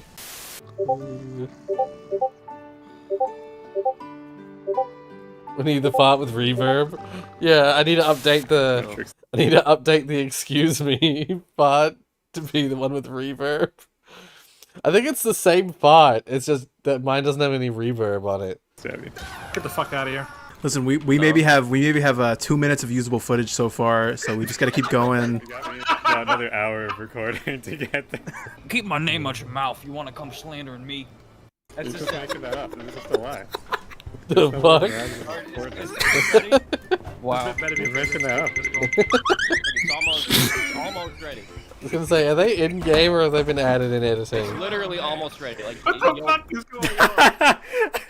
Engineer just beat What's the y'all shit get out for of Christmas? I got a bunch of clothes for Christmas. To be fair, I really needed them. What did I get for Christmas? Shit. I know that I bought myself stuff for Christmas, but most of the stuff that was bought for me was clothes, because I really, really needed it. I think in terms of, I bought my partner a slushy machine, because we often order slushies from this one place that does slushies, and because we're children. So I got a machine that can make slushies, so we can do it at home if we want to. But and with my own money, with the money that I got from doing exam supervision, I bought myself a PS5, but it hasn't arrived yet. It's still on its way. So there's that. Not exactly for Christmas, but it was around Christmas. Yeah, so soon I shall have myself my own PS5. After years of waiting, I finally lined it up. You got a hoodie switcher for Christmas? Nice, nice. Got a Thrustmaster T248. I don't even know what that means. What that is. I was standard. I got an upgraded phone, soccer ball, and a new mouse. Oh, nice. Yeah. Yeah. The other things that Mark, because people buy gifts for Mark and I, and our gifts are kind of, we share them because we're in a partnership. One of the other gifts we got given, that Mark got given, was a new deep wok pot thing. It's a cooking pot, but it's sort of wok shaped, nice and deep for cooking, voluminous foods. And it was good. It's good. We needed it. It's a steering wheel and pedals for games. Awesome. That's really cool. Yeah. Go to almost everything. It's probably the best. Oh. Yes, I've never heard of it, but yeah. To be fair, I've never really used those kind of peripherals, so I hope it's good. I hope it goes well. I hope it runs well. Oh, it's midnight for Finnish people? Well, Happy New Year for anyone who's in Finland. Yeah. So he said, take it like a man, shorty. So is there a maximum amount of entities until the server crashes? Oh, no. Oh, no. You know the 45 on Richter's hoodie is the amount of hate crimes he's committed, believe it or not. It's a... What the fuck? He wears it like a badge. I thought it was the minutes he spent sleeping instead of recording with us. I might skip to the... Yeah, there's runs of the time that Richter overtime overslept. Richter overslept. Good God. Such a good sleep. I might skip to the next highlight bit. Let's have a look at this next highlight bit. You're dead, so it wasn't you. You're not the winner. Oh my God, the tiny heavy. It was totally me. You're not the winner. It was totally me. Who's doing this? Oh my God. Okay, so it was me. It was no. It was between you. Wait, there's a Marasmus left though. Stop the count. Stop the count. Stop the count. Where's the Marasmus? How did he get? Whoever kills this Marasmus. Oh shit! No, I'm sorry. I was trying. I win. You were in the way. They're trying to steal the election. They're trying to get Richter overtime as the winner when it's clearly me. Everyone come back into the middle, and establish who, in fact, the winner is. Stop the steal. Stop the steal. He brought his picket sign. Stop It's official. the steal. Well, damn it. Your Well, sign's Don't read backwards. the other side. It actually says beware of not dog, you relevant. fucking idiot. Okay, so as we can see, Rat Lobber is the only one standing. I won. I did it. I win. Thank you, everybody. Now, Rat Lobber, you get to fight the boss, and if you can beat the boss. Hey, No, that's you too gotta damn do- many, man. They're all that'll goofy be- aw. Yeah. Just gotta kill them. Goofy Strider. What's up, guys? Dr. Green here. My goofy Strider put his cannon in my no-no hole, and I died. I have committed numerous crimes against humanity, including genocide, midnight, 57 minutes. creating Yeah, a yeah. resonance cascade, and Yeah, it'll be causing the midnight at the end of extinction the of the stream. human race. Oh, there's Awesome. Rat Lobber. Scary. 1, 2, I 3, didn't 4, even see 5, it. 6, We've gone through a fair bit in Reddit. Nanomachine, son. Can't hurt me, Jack. Holy freaking crap! Is that a supernova? What? Hey, I did it. Oh damn! Oh, you actually did it. I'm the gamer of all time. I didn't think you were actually gonna do it. Hey, where's the lucky winner? Where's Rat Lobber? Because I got there was a secret prize the whole time. Mm-hmm. True identity of the spy of TF2. Really? But this is an unexpected prize. I can't wait to see. Hey, where is this What a prize? turn of events. Hey, buddy. Oh yeah. Look. Holy shit. He could be in this fairy. He could be you. You could be me. You could even be. Fuck you. Been spotting. I'm ready. All right. What the fuck? So what's Skip what's ahead the a little what's bit. the bit here? Is it? Well, you see, basically, he's Luigi. Fuck Cue up the no. Pwn song. Absolutely pwned. Absolutely fucking pwnage. Oh, this hurts. What is that noise? What the fuck? That party rock. Holy shit!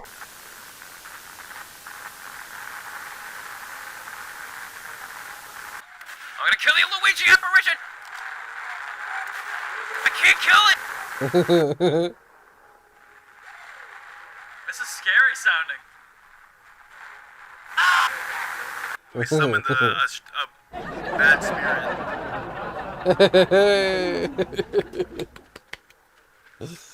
Nice.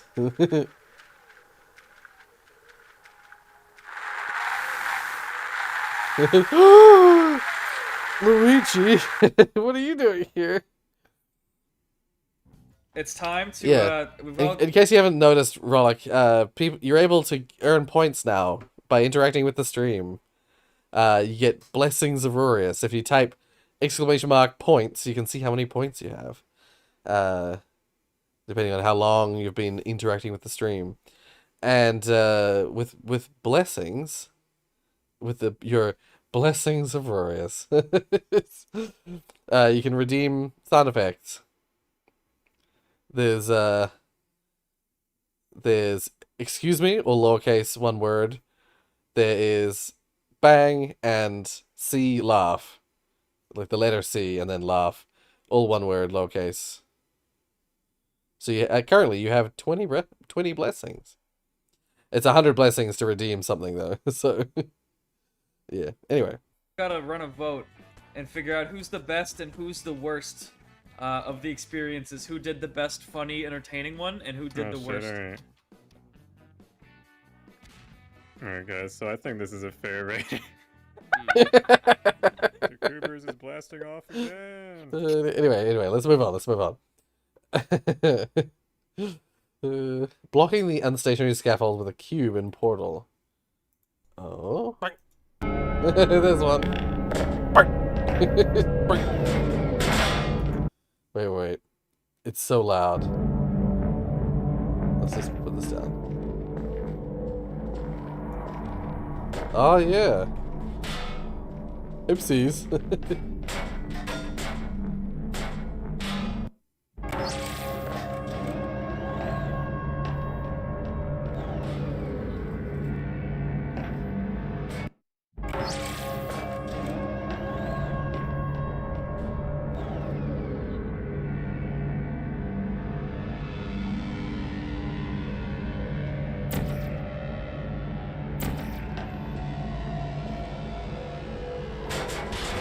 was gonna say, surprised you're not taking damage. That was something I always noticed with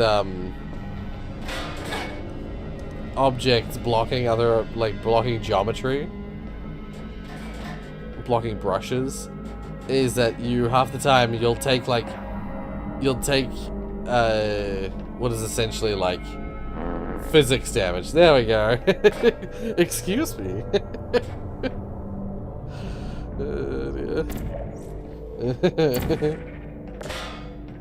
Sometimes the damage is meat, sometimes it doesn't. Yeah, it's because it's inconsistent physics damage. It like sometimes thinks it's moving really fast, and other times it's like it thinks it's just perfectly still because of the way that the weird interaction.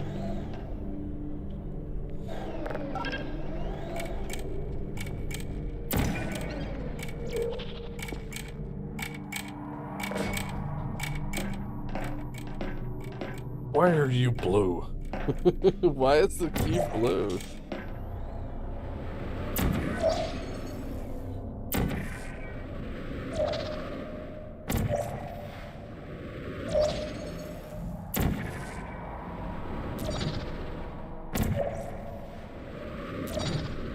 Well done. Chocolate. Be advised that the next Chocolate. Oops. requires exposure to uninsulated electrical parts that may be dangerous under certain conditions.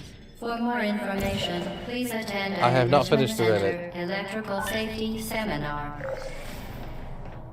Yeah, what's with the blue cube? It's like a challenge where you bring a companion prop throughout the whole game. Ah, interesting. Cool. Give you a cheeky like. Yeah. Yeah, so we're up to 9 days ago. My slideshow, Rory. There's still a bunch more to go through for today, like before we even reach today. Yeah. How much time do we have? About 40 minutes. 1 second. Before we... Oopsies. Wait, no, let's copy link. Just to make sure it doesn't freaking dox me.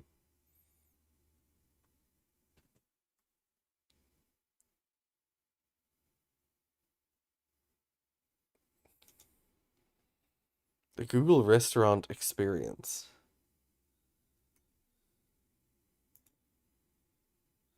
Ah, I see. This was... Ah, right. Huh. 1 second.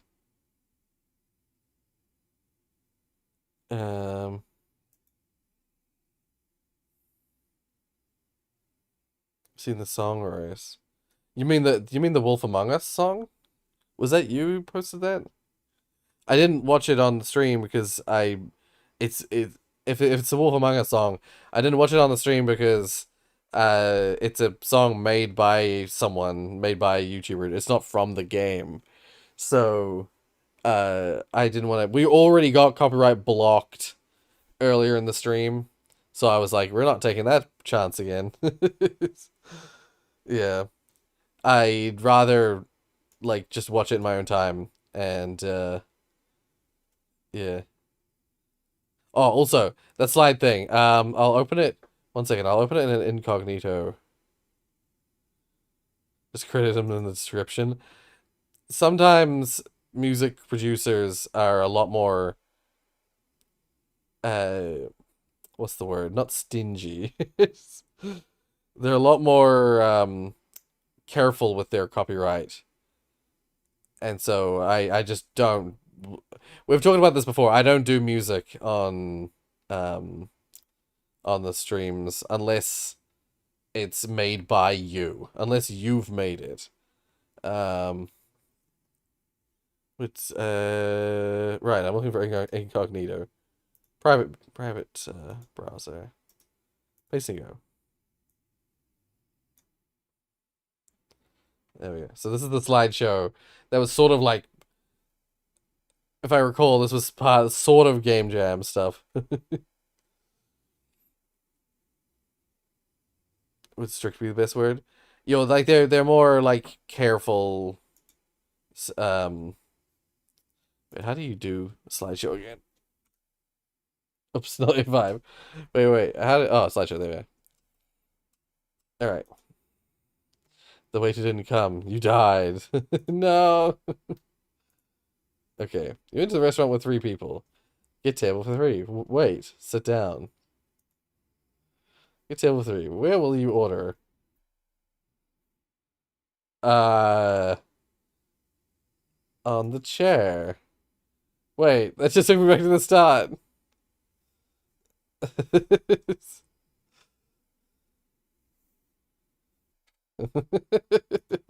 Well, table 3. Let's try on the table. Wait, it comes too early. Will you order burger, shrimp cocktail, turkey? I will order burger.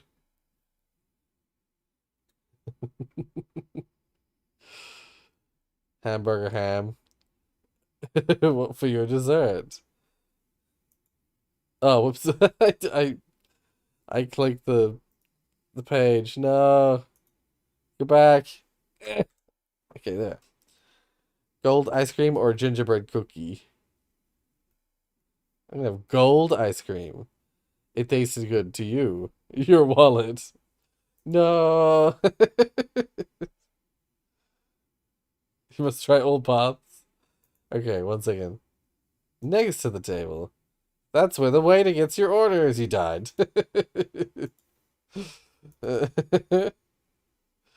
Okay, one second. If I go back to what the? Oh, that's right. For some reason, chair just immediately takes you back to the start. I will order shrimp cocktail. The waiter didn't come. You died. No, I keep forgetting. On the table. No. Wait, restart.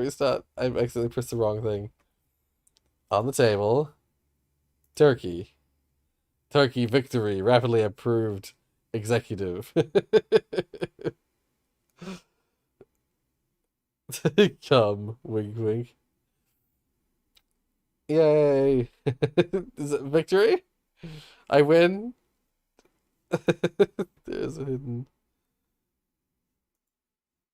Okay, one second. Let's just keep doing this.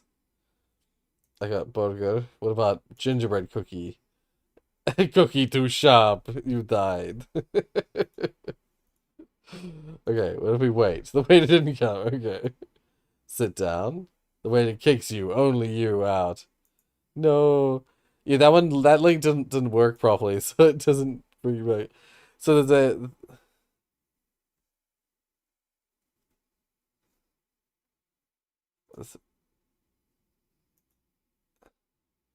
Wait, notice how it's titled. I'll slide.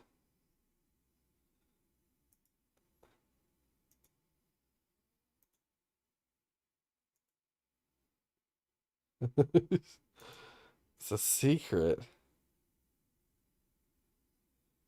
Had to modify your lights to red in Unity because it was missing the Portal 1 ceiling lights.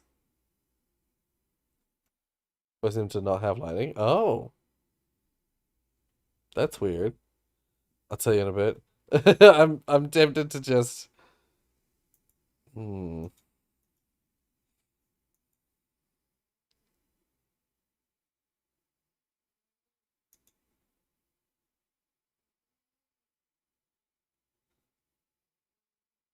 Hmm. You. You. Hmm.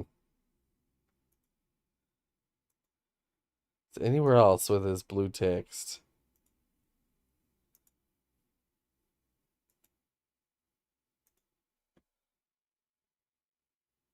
You gotta go in like 3 minutes? Okay. Uh, well, one second. Just gonna like search. Oh, okay. I think I saw all the slides. Yeah. I saw all the slides. Where didn't he come? The way it kicks you, only you.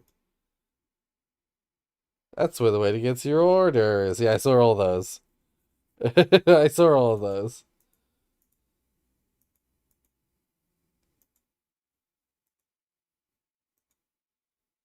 Yeah. Yeah, I saw everything. Hmm. Yeah, yeah, go ahead. Yeah.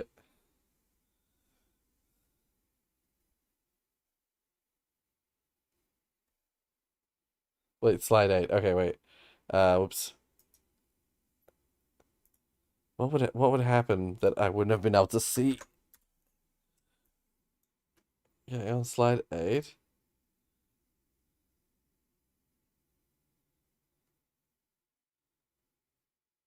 Click on blue. 6.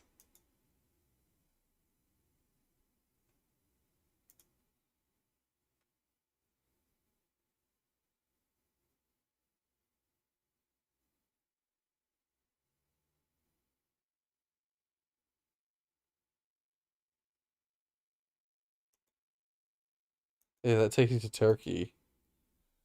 Table. On the table. Wait, what was 6 again? Shit. Wait. 6. Right, yeah, in case you only use.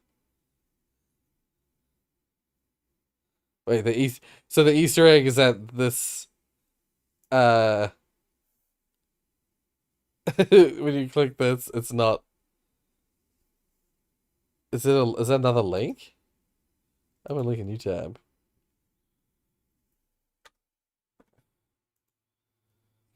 That just leads to the next.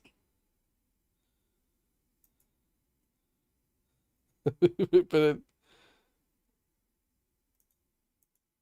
it doesn't. It just leads to slide 8. It leads to slide 8.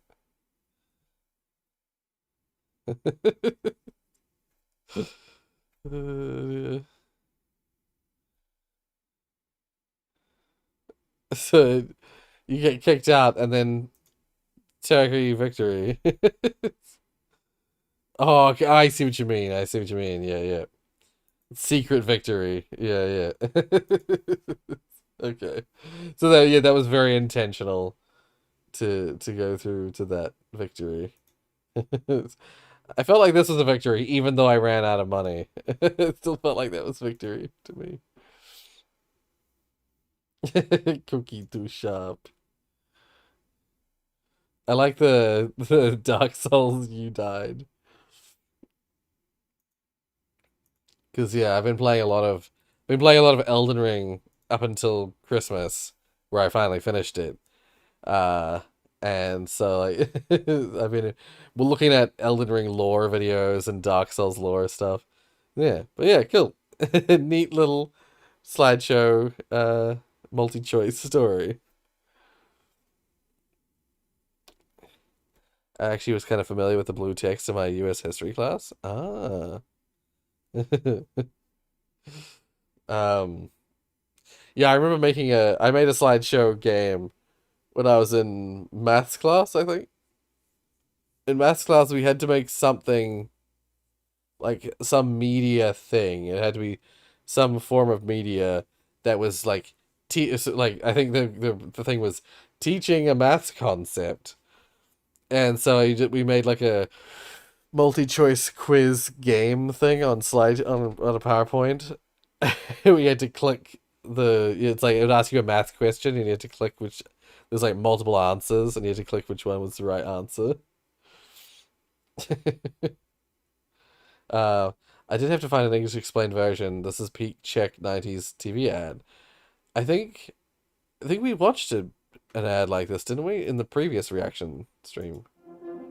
Po úspěšné řadě vozů Skoda Special Line, Silverline a Sportline. Yeah, I'm pretty sure we watched this exact ad. přichází nová a kulatá Skoda Henline. maskovací design je dodáván. Yeah. No, we watched this exact ad last time.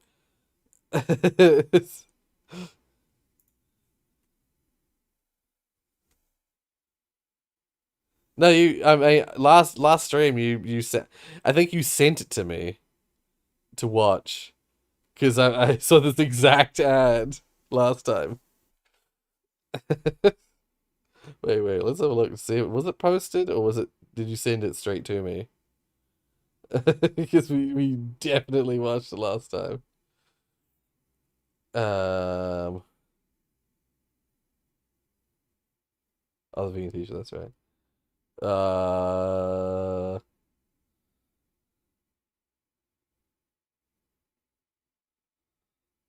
don't remember when exactly. Yeah, no, I don't think you posted it. I think you sent it to me. Yeah, then I knew we'd done that one last time as well. I think you sent it to me as like a like please watch this before I go. I have to go soon. Yeah, it's not in the list there. So I think I think we watched it like that. Because how else would I have seen that exact ad before? Yeah, I think you Discord sent it. Oh, you sent it in the Discord. But I definitely reacted to it on stream. I'm almost certain. Want to see one of my friends, Summer Reed. My friend Summer Reed slides he shared with me. It's hilarious. It's 4 slides. Yeah, perhaps if you want me to see it, send it through on on the Reddit. Yeah.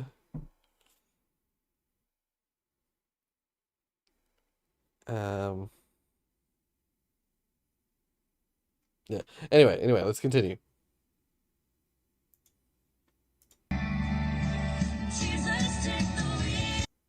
Music.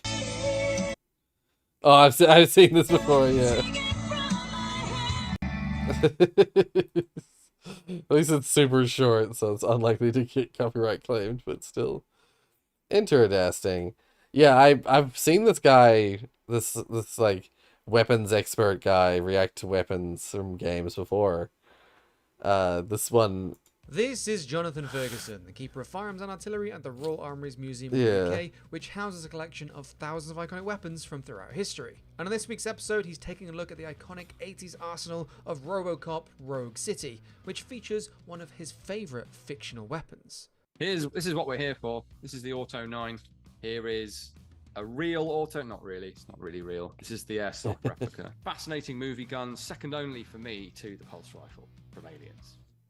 Make sure to subscribe and let us know what other games or guns you'd like to see Jonathan break down in the comment section below. But without I personally like the weapons from like Dr. Grodbort, District 9, the Peter Jackson film, District 9. When I was in Wellington, I went to Winter Workshops, and they have a bunch of the weapons that they used in those films, and the freaking District 9 alien guns is so cool. Without further ado, it's over to Jonathan and the guns of RoboCop. Oh, Rogue see you, City. Rollick. Have a good night and Happy New Year. I know it'll be New Year's in like 20 minutes, but I wish you a preemptive Happy New Year. Geometric case ejection. And you have 100 Straight blessings. out the Nice. side. It also seems to be weirdly ejecting 2 streams of cases at the same time. Closed bolts. I mean, the Tech 9 is in reality a closed bolt, semi-automatic. Yeah, see you next pistol. stream. People have converted them to automatic. Overall, it looks okay. Yeah, that case ejection is weird. Excuse me. What they lack in sort of fidelity, they certainly make up for in respecting RoboCop's legacy and feel. Yeah, I almost feel I should caveat all my comments with, I don't care because it's RoboCop. I mean, instinctively, I don't like seeing RoboCop use a Tech 9 because it feels like it's beneath him. Especially as he already has the Auto 9. I can't work out what in-game advantage that gives you, and the real-world advantage would be approximately nil. Very weirdly, I'm obsessing about the case ejection, I know, but the cases look like they're coming out backwards. They absolutely are coming out backwards. 100% coming out backwards. Just freeze framed. Astonishing. That's Yeah. the hell out of me. this side, the side with the bar on the back there, that's the side where the hammer hits. So it should be facing you. We shouldn't be seeing the whole part. We should be seeing the flat part with that circle rim where the hammer hits, the detonator basically of the shell. The fuck? In mitigation, famously, Heckler and Koch did that once with a marketing photo, and that brochure, if you have it, it's worth a lot of money now. They put the rounds in the magazine for this promotional picture in backwards. Having them eject backwards out of a gun is something I haven't seen ever.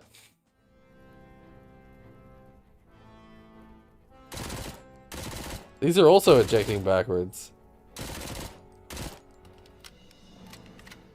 The Uzi, of course, a bit of a similar niche to the Tech 9 when you've got your Tech 9 running automatic like that. Looks quite small in his hand, but then his hands are huge, famously. I can't tell if it's operating open bolt as it should be, because the bolt... no, it's not. What do these Blessings of Rory do? So, yeah, Blessings of Rorius, you can redeem them for sound effects. At the moment, there's only sound effects, but I'll be adding more redeem things later.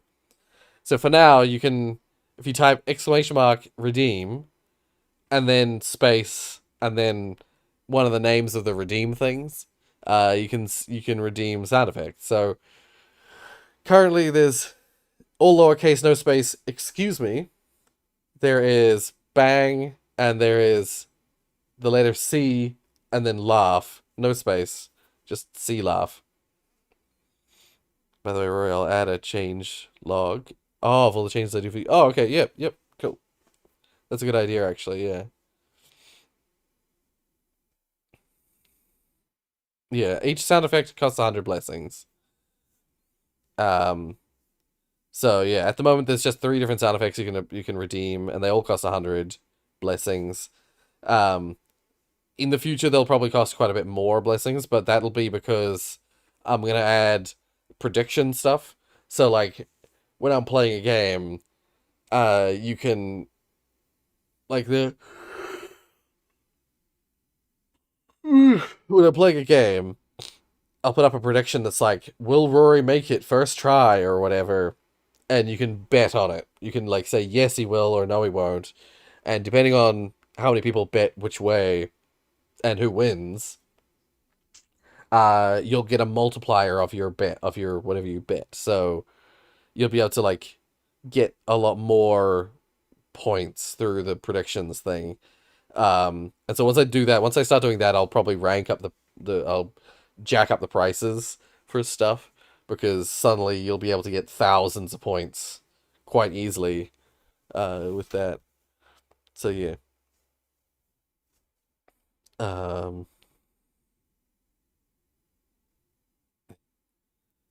An evil sound effect idea, Portal 1 radio, so Rory thinks his phone is going off. Oh my god, imagine. That is really evil. No. Maybe for a stream where it's like where I put like horror sound effects and stuff.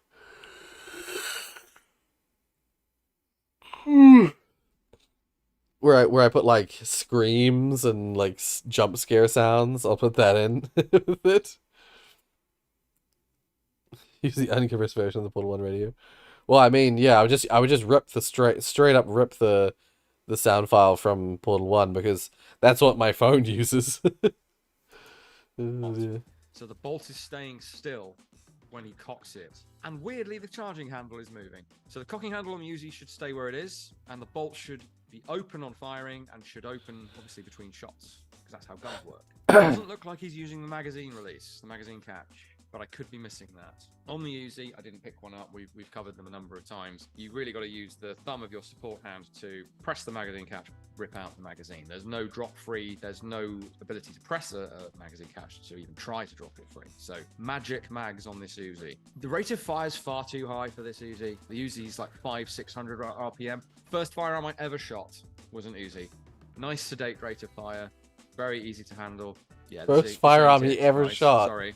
And the cases are coming That's out the top of fascinating. the gun through the sheet metal. This is paining me, as cool as the game is. Right? Arrogant brown nose.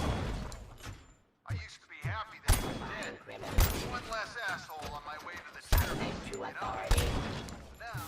Now, the Cobra assault cannon, I believe, is what this is supposed to be. Well, it's got both the Barrett and the Cobra, Oh. so I've included both. Okay.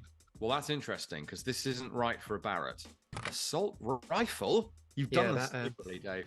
You deliberately showed me that. Well, I had to see it. Some people will argue there's no such thing as an assault rifle. Those people are wrong. However, it is a vague term. It isn't a very helpful term. It definitely doesn't apply to this. This is an anti-materiel rifle. It is not an assault rifle by any definition. I think they have shared models. I haven't seen the Cobra yet, but I think they must have shared gun models between the Barrett and the Cobra, which makes sense if they have, because the movie Cobra Assault Cannon, that was literally just a dressed up Barrett with some bits stuck to it. Very few people in 1987 knew what a Barrett was, relatively speaking, so they put a few bits on it, fancy looking scope, called it the Cobra Assault Cannon like it was a brand new future weapon. So including the Barrett in the game is weird, and yes, I'm right. They have used the same gun model for both guns, and it has weird greeblies and stuff on it that are not on the real Barrett. Let's prove that. Yes, I do need to lift more, or even at all. However, the Barrett M82 is a very straightforward, very good design, but a very straightforward sheet metal receiver in two parts, two assemblies once it's assembled. This gun looks more like a machined thing with weird stuff going on at the front there. The vents are different. They've obviously tried to idealize. I think they did this with the Terminator resistance rifle as well, which also irked me. Sorry guys, I love the game. And so they've done an idealized version of the Barrett that's also the Cobra assault cannon, so it looks a bit different, futuristic. So I guess it's not meant to be a Barrett. It's just that it has a more Barrett style conventional scope on it, and then the assault cannon has the actual movie look to it.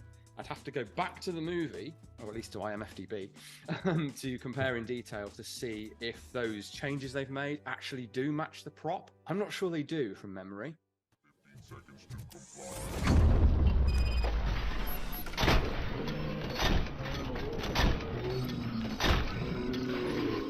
Now, the not Auto 9. This is a really quite dodgy looking, sorry developers, not Desert Eagle. Now, the real story of the movie gun, of the Auto 9, that we're going to see hopefully at some point, is they were going to use the Desert Eagle because it was the big gun of the day. It makes sense that a big, powerful machine like this could handle, or part man, part machine, all cop, could handle this thing and make it a practical handgun in a way that basically no one can in real life. Not for combat, but they found that it looked small. It looked too short and stubby in his big gloved rubber hand, and the rubber finger wouldn't fit in the trigger guard. So the armourer Randy Moore had the gun we're about to see, which I won't spoil, literally in his car because he had it as a self-protection car gun, and that became the Auto 9. The Desert Eagle did show up in its sort of chrome finish in an office environment, appropriately, so what I'm seeing it in now, used by, well, one of the bad guys. Overall, it's Desert Eagle-y. It's not changed so much that you can't recognize it, but it's a little my bit friend has modern blackmail. Call of Duty level of change where it almost feels like By the way, they're have trying you to been avoid getting some the perceived legal EGS free concern. games? I don't know. One thing that I noticed as playing, it's called the... Wait, the EGS free games. Oh, you mean Epic Game Store? No, I haven't actually. No, I haven't been going on the Epic Game Store, for a while. What games have been free recently? 50 cal heavy pistol in game, but if you pick up ammunition for it, it says in the little corner .44 ammo. Yeah, I wonder if that's because I can't remember. Don't sue me, guys, but there's every chance the Desert Eagle in the movie is a 44, and I think the Desert Eagle in the movie is a 357, which makes it even stranger. Oh, okay. Well, scratch that. My theory is clearly not correct. That's just a weird mistake. I thought maybe they'd kept that in the game script, as it were. But yeah, hammer down the whole time is famously, well, not famous, only famously if you watch these videos, really, not right. Guess why Tokyo, the Outer World, Spaces, Space, Fallout 3 complete. Drop it, Scott. Ah. This is what we're here for. This is the Auto 9. Weird amount of debate over why it's called the Auto 9. I thought it's pretty damn obvious why it's called that. It's based on a 9mm pistol, so it's probably 9mm in universe. Here is a real auto, not really, it's not really real. This is the airsoft replica. So it's based on a 9mm pistol, I'll show you in a second. And it's automatic, all 3-round burst if you want to be super pedantic, and I do. Okay, that's firing an automatic. So is it select fire? So across the game, and this is something that I actually really like about RoboCop Rogue City, is because the Auto 9 is the iconic RoboCop gun, the game gives you the ability to upgrade it, to give it like a few more features. Unlike a lot of other games where your starting gun sort of skills out, it remains your go-to gun throughout the entire game. In Universe, it's explained as you can install like old school PCBs on the gun, which allow you to increase damage, give it automatic fire, give it single shot. Technically, it can become select fire, but the nice thing that I did appreciate about it is that the game lets you make sure it is useful for the entire story. Because how could RoboCop's Auto 9 not be? Excellent design decision. Yeah, no, that's music to my ears, to be quite honest. Oh, damn. I'm very concerned that this would get relegated. Randy Moore worked on this. Death Stranding was free Newmeyer, too? Terrible pronunciation, I suspect. And Paul Verhoeven as well, I believe, to create this iconic look with this additional sort of muzzle weight extension, a screw-in extended barrel, interestingly, because it only has to fire on blank. And they just added this semi-gutter sight housing with a pistol sight inside it, because otherwise, well, your Beretta sights have been negated. But the other addition is this extended grip to fit RoboCop's hand better and also make it look different. In case anyone does know what a 93R, whoops, I've said it. Beretta 93R is what this is. Let me stop showing you this plastic thing and let me show you a real 93R. So this is the gun that Randy Moore had in his car. I don't know if he had the buttstock or not. Let's get rid of that, because that was the first step in turning it into the Auto 9. I'm sure a lot of you know this from other video games in its unmodified form, and we can actually show it side by side.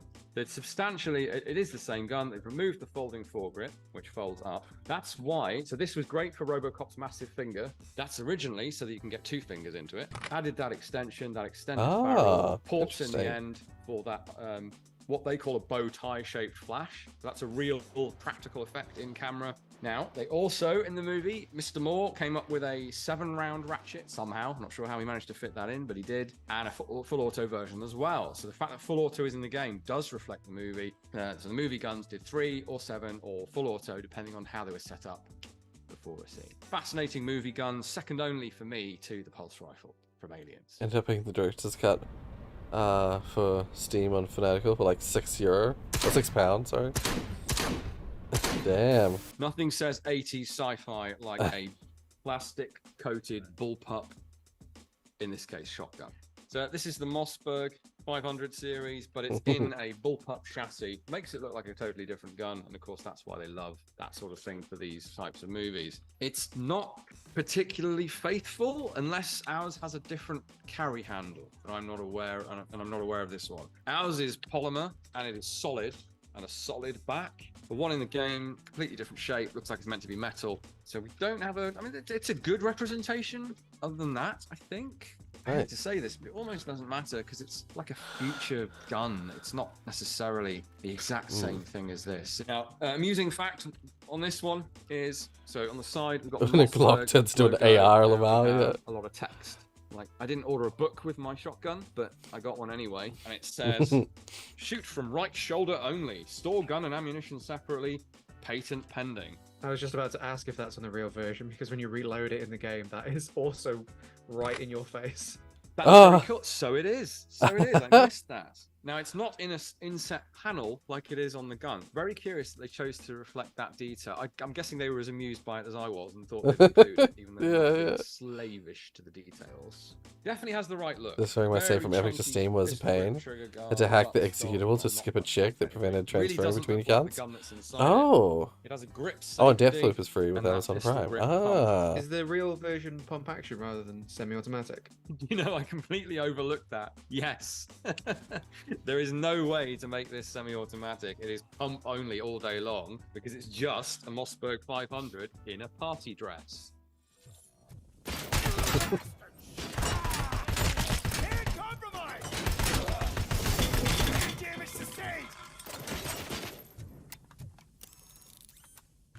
I'm at least glad for all their weapon choices they have stuck with an 80s aesthetic. 9mm Very parallel, I think. 80s. Right. Unfortunately, in this case, very wrong as well. But I think it's Dad quite deliberate. shells, yeah. I think they've gone for a sort of alternate reality HKG11 because this is A clearly Plague Tale meant to be a Innocence will be G11 free later. magazine. Ah, yeah. There's like the crank to cock it. One thing about that crank that struck me is quite. Yeah, I also forgot that this would suit existed. Robocop more than it would a normal human arm. Demonstrations of the G11 having to crank it and start again because he's got a mechanized arm. He can just spin it in one action. That's a really nice touch. I can't remember how much of a crank the G11 needs. We don't have a real G11. So I have handled several G11s in the same place. They're like buses. You don't have any and then 12 come along at once. We only have this wooden mock-up, unfortunately. But it is a wooden mock-up from the actual G11 development program. So this is the earlier version. So this had a crank that would flip out the buttstock and you would then use the cock in that axis. The later version that this video game version is based on does have that spin crank on the side. And I cannot remember, and I'm not going to check now, just how much you need to turn it. But the fact that he's using his revolving 360 well, no, owls can't really do that, but his revolving wrist is pretty cool. But they're not saying this is a G11. This is, I guess, a follow-up to the G11 or a parallel universe G11. It's much more cyberpunk in its look. On the model, it says that it's chambered in 45 ACP, which struck me as odd as well. Both as a round that's being used in a gun like this, but also a round that they think will take down Robocop. Okay, that's ridiculous. On so many levels, I almost don't know where to start. So clearly based on the G11, G11 used 4.6mm caseless blocks as its ammo. This is caseless too, because it's not ejecting any rounds. So to say this is 45 ACP makes zero sense from a technical perspective. Yeah, a bit curious. Also, a bit of Picatinny rail creeping in there. There is no Picatinny rail in 1987. There is Weaver rail, but that doesn't have those multiple stops. I think they're falling for the trap here of Picatinny rail makes stuff look futuristic, or at least contemporary, and so they put a strip on top of the sight. There's some stuff I understand with these videos, and then other stuff I'm just so not. I have no idea what they're saying. Okay, HKG3, or something close to one. Very weird reload there. Magazine off, magazine on, pull the charging handle, and then there's no noise of it going forwards, but it does go forwards. Cartridge case is coming out the right way round on this one. That's good. There's no lock and slap, which is a missed opportunity. Oh yeah, the cartridges are actually coming out the right way this time. Wait. See, you can see the hammer. You can see the hammer side sticking screenward. How did they mess that up with the other ones? I mean, it's a big game. Lots of stuff you can overlook, but still. A missed opportunity with any HK in my book. Yeah. And the rear sight is odd. Kind of looks like he's ripping mags out and shoving them in, not using the catch, but it's a little bit harder to tell. You don't really get the sense of this being a more powerful rifle, but I guess you wouldn't, because his hands and arms are going to just absorb the recoil, so it's not going to move like it would if it was in a human's hand. A little bit underwhelming, I suppose. I don't know if it's doing... I'm hoping it's doing more damage for being a... Funny how much stuff you get for free if you keep on top of it. Right. 5.56 or a pistol caliber. With Borderlands 3 too, yeah. I think when Borderlands 3 became free on EGS, I already had it on Steam, so I might have got it on EGS. That might be one that I did get. M60. I'll have to have a look. Choice. I wonder if this is a generic 80s movie choice. It's definitely not a Robocop movie gun. It looks a bit weird as well. The barrel's sticking out on its own with nothing attached to it. There's definitely something to be said for Robocop and an M60. It is inherently cool.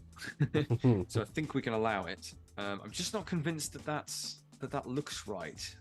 I've not got a side view of it. We should have a bipod and gas parts attached to the barrel, and I can't...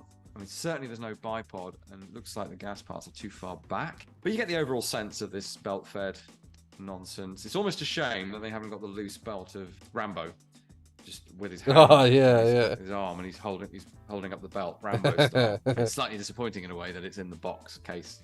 Ooh. It's gonna go boom! Thanks for watching, guys. That was a special treat for me. Big fan of the movies to some extent. Looking forward to playing the game myself, getting this effectively a preview as far as I'm concerned. Yeah, I was gonna say, I know Zach's been posting about this. It's out, if I recall correctly. There's actually a few games that have come out recently that I have not had a chance to get my hands on. RoboCop was made for big guns. Yeah, exactly. Like for instance, I was totally intending to play Help Wanted 2. Five Nights at Freddy's Help Wanted 2, but I just have not got around to it. I haven't bought it either. Because I bought the PS5, I'm too poor to afford any games anymore. So that's a problem. There's Help Wanted 2. There's... Oh, there was another game. Yeah, they're actually... PS5s are now going slim. Already they've released a PS5 Slim in this region, but I wanted an original one, so I bought one from a retailer that still was selling originals. But yeah, they got a PS5 Slim out now, which that you can just buy them. Like they're not difficult to buy like the PS5 was, and yeah, so that might be a good option if you're just wanting to play some PS5 games. But yeah, there was several games that came out in December, or several games that came out, and I was like, oh my god, that game's out now. Oh my god, that game's out now. Oh my god, that game's out. I haven't had a chance to play any of them. There's a bunch of new games. I have to recheck my list because I can't even remember which ones they are. I know we're out of time, but we'll just see if we can watch a few more. A combine zombie.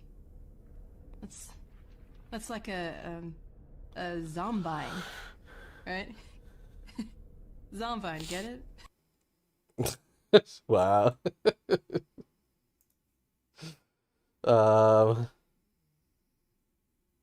Yeah, how many more entries we got? Oh, there's too many. I can't catch up today. Damn it.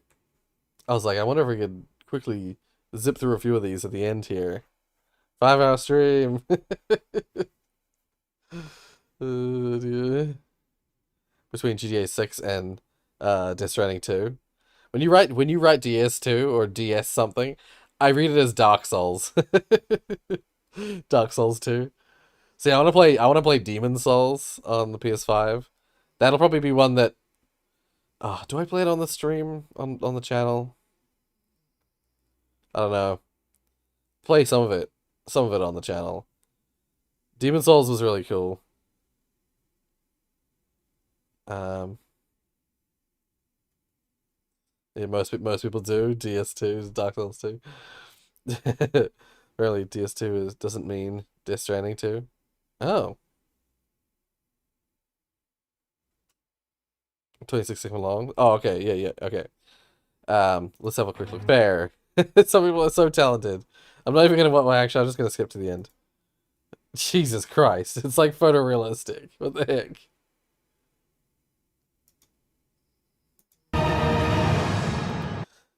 it's a, oh my god. Oh, this is a 10-minute video. Oh, this is that 100-player map one. Wait. Let's put this as watched. But then we'll quickly... There's this one. Oh.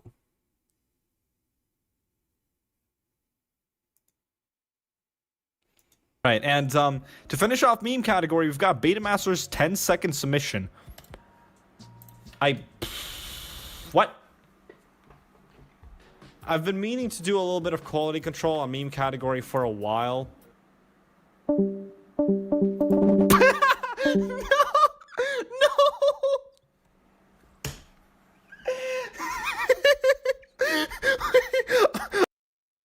I don't get it. I'm confused. I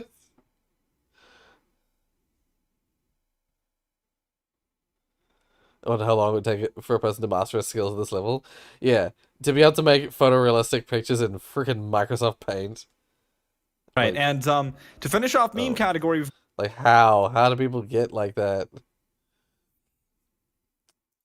Cats have many seemingly odd behaviors, and it's not unusual for new owners to question quirks like why cats need or what triggers cat zoom eyes. We'll watch these next time. Confusing metal website goes burr. Yeah, we'll check these out next time. Some things you don't need to repatriate. Sick hops. I've seen your comments, by the way, Maddie, on my Death Stranding videos. I've seen your last two that you posted. I haven't had a chance to reply to them. Some of the traversal stuff in Death Stranding was pretty tough. And yeah, there's some funny moments of me in the videos of me trying to drive over shit. Where I'm like just desperately bouncing, desperately like hopping the vehicle. Did a lot of the same, yeah. We're just like it's. I saw this as well at the start of the stream, before I started the stream. More Hartman. Hartman's such a weird character in that game. But God, Death Stranding's such a cool game. It's one of those games where so many people disregarded it because they're like, oh, the walking sim game, oh, the mailman game. But it's such a good game. People don't understand. Some context, if Paul Renner did the quality control, then no one would do meme category. Right. Oh, I see what. Yeah. I get it. Yeah. Yeah. Meme category is gonna have low quality entries. So, yeah. That's good. Yeah. But yeah, anyway. It always works eventually, yeah. Hartman's your favorite? Ah, yeah. I don't know, who's my favorite character in Death Stranding? There's a lot of cool characters, a lot of interesting characters. Hartman is definitely the most, he's definitely the most, eccentric, well, one of the most eccentric characters.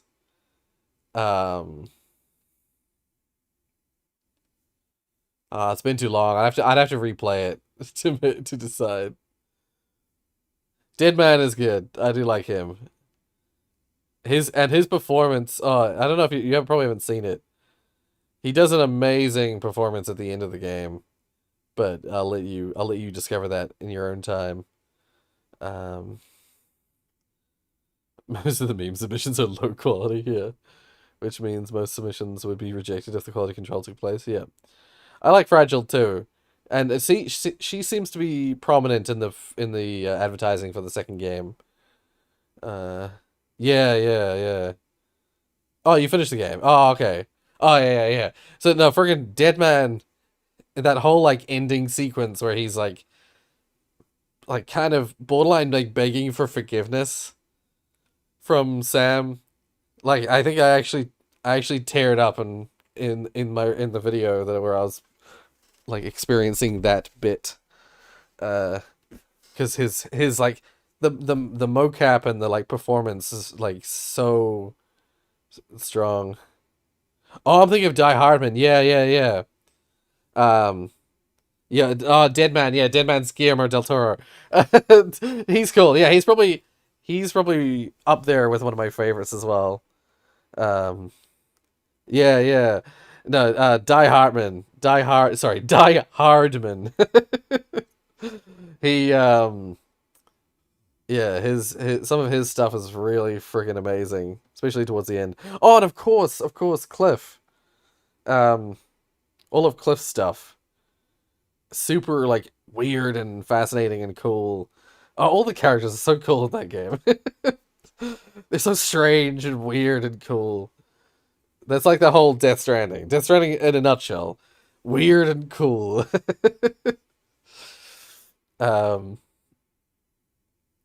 And I mean, even your mother, the president, super fascinating character, and some of the stuff she talks about throughout the game, just so cool.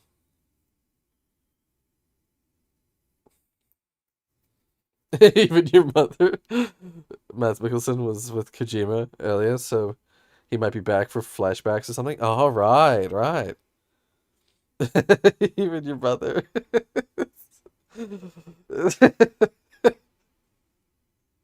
He's willing to watch me play Candy Crush. I would rather go about my day than watch Candy Crush. Low Roar released 2 albums since Death Stranding. Oh. Yeah, yeah.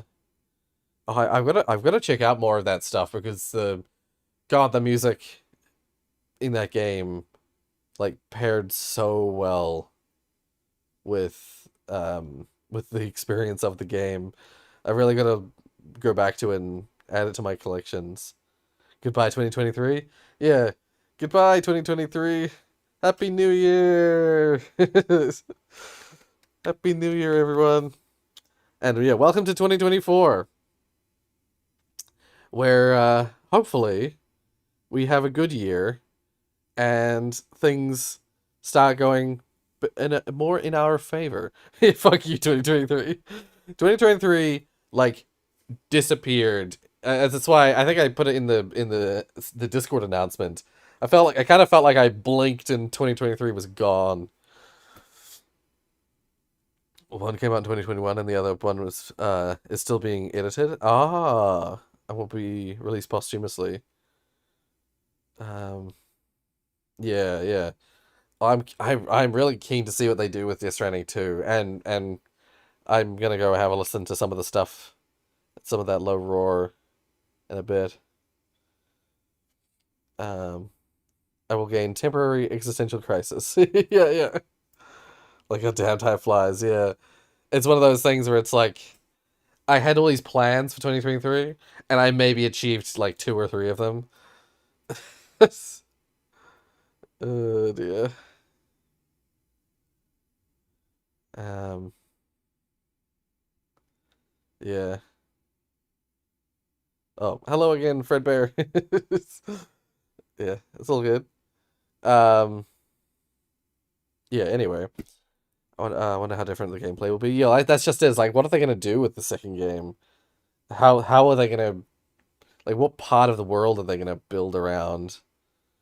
Like, part of me thinks like, is it gonna be a? Part of me is like, is it gonna be a prequel? Is it gonna be following up?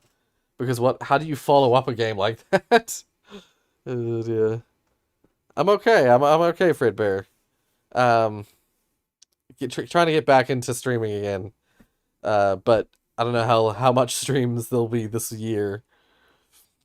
How many streams? How much streaming there will be? There's still cargo containers on the vehicle in the trailer, so who knows? Yeah, that's just it. It's like the world doesn't immediately go back to the way it was at the end. Like a whole lot of stuff changes, but it doesn't exactly go back to the way it was. So it could very well be a sequel, but like the world is going to be different. It's going to be a very different world because like all the end of the world stuff isn't going to be happening anymore if it is indeed a sequel. There was a new QPID for sale at the Japanese game show. Ah. Yeah, no, I saw a thing about that. That the second game is still a lot about. It's still surrounding that idea of connecting people together. 2025's really so stupid, so really stupid. 2024 will. Let's all hope that 2024 is the year that good things happen. Not gonna be the end of the world. I hope. I really hope. Next year, I know that deep down, that our existence changes nothing in the grand scheme of the universe. Yet, we're kind of juiced out of our lives. Well, that's the thing. Is like, if you're ever having that existential fear of like, there's an interesting Hank Green video, like clip about that. It's like, he literally says something along the lines of, sometimes I feel like we're insignificant in the grand scheme of the universe. And then other times I think that we're the most important thing in the universe. And that is one of those ones that's like, yeah, like until we discover that, until we know that there are other life forms out there, until we know that there's more to the universe than just us, we're it. So we got to make the most of what we have, make the most of what we are, and try and keep the universe able to perceive itself. Because without us, like, what else is there? We don't know. Until we know, we can't rest. Dear. But yeah, I'll quickly open up that Death Stranding link. And I'll also check that out after the stream. Oh god. Oh, there we are. Okay. But yeah, thank you so much for joining me in this reaction stream. We will do another one soonish. I probably, yeah. These kind of reaction streams are something I can do quite easily, so they're probably going to be, the reaction streams are probably going to persist throughout the year. But the like series, long form series might become non-existent. There'll probably be just small things where I'm like, game jams might still happen during the holidays, and the things like one-offs, more one-offs will probably happen throughout this year, where I just check out something or do like first impressions on a game and then play the rest of the game myself. Yeah, we'll see about that. We'll see how the year goes. Anyone care to wager what the function of the new coffin-shaped Cupid is? Destroying the UCA or something else? Interesting. Yeah. Sorry, I'm looking at the thing that Maddie sent. It's this coffin-shaped Cupids. That means we'll be connecting stations to a network again, like the first game. Whether it's the chiral network or something new, I don't know. That's the thing.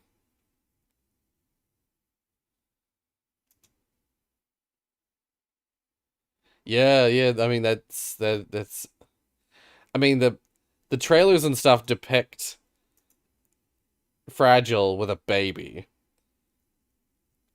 So, is Fragile's baby a former BB?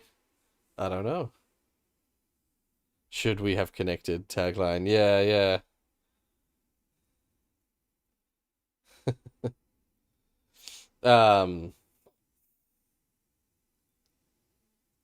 Yeah.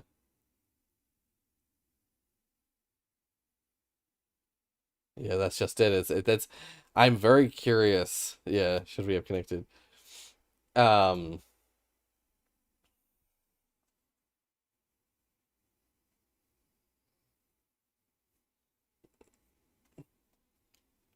Yeah, I'm curious. I'm curious as to what they're gonna do, but it's definitely gonna be a thing about people's connections to one another is still gonna be a huge factor of this.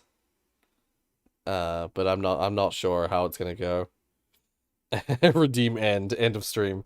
Yeah. No, if Jamster, if you type like redeem what's a good example?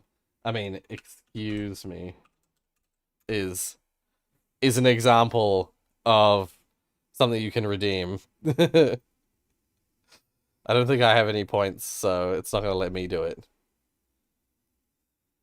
Yeah, see, I don't have enough. Yeah, there we go. Jamster was able to redeem it. Dear. Yeah.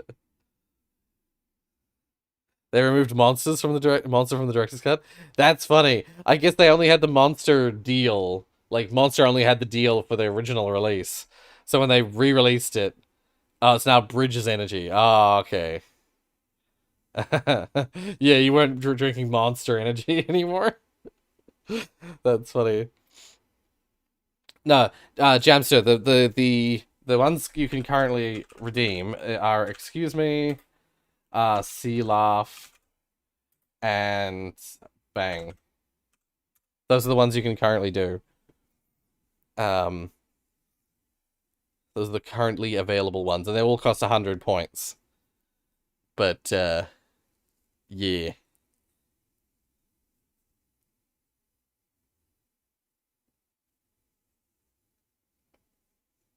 There you go. Yeah.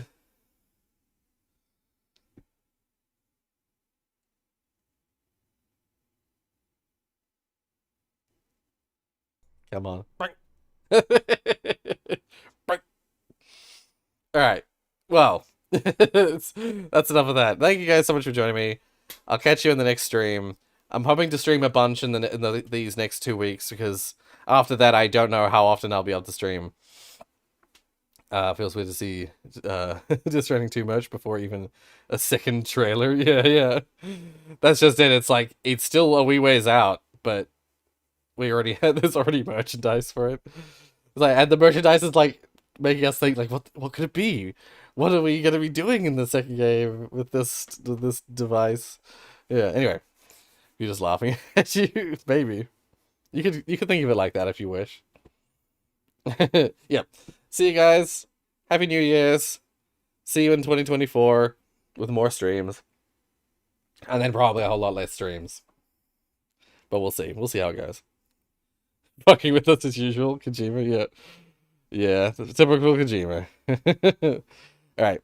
Until next time.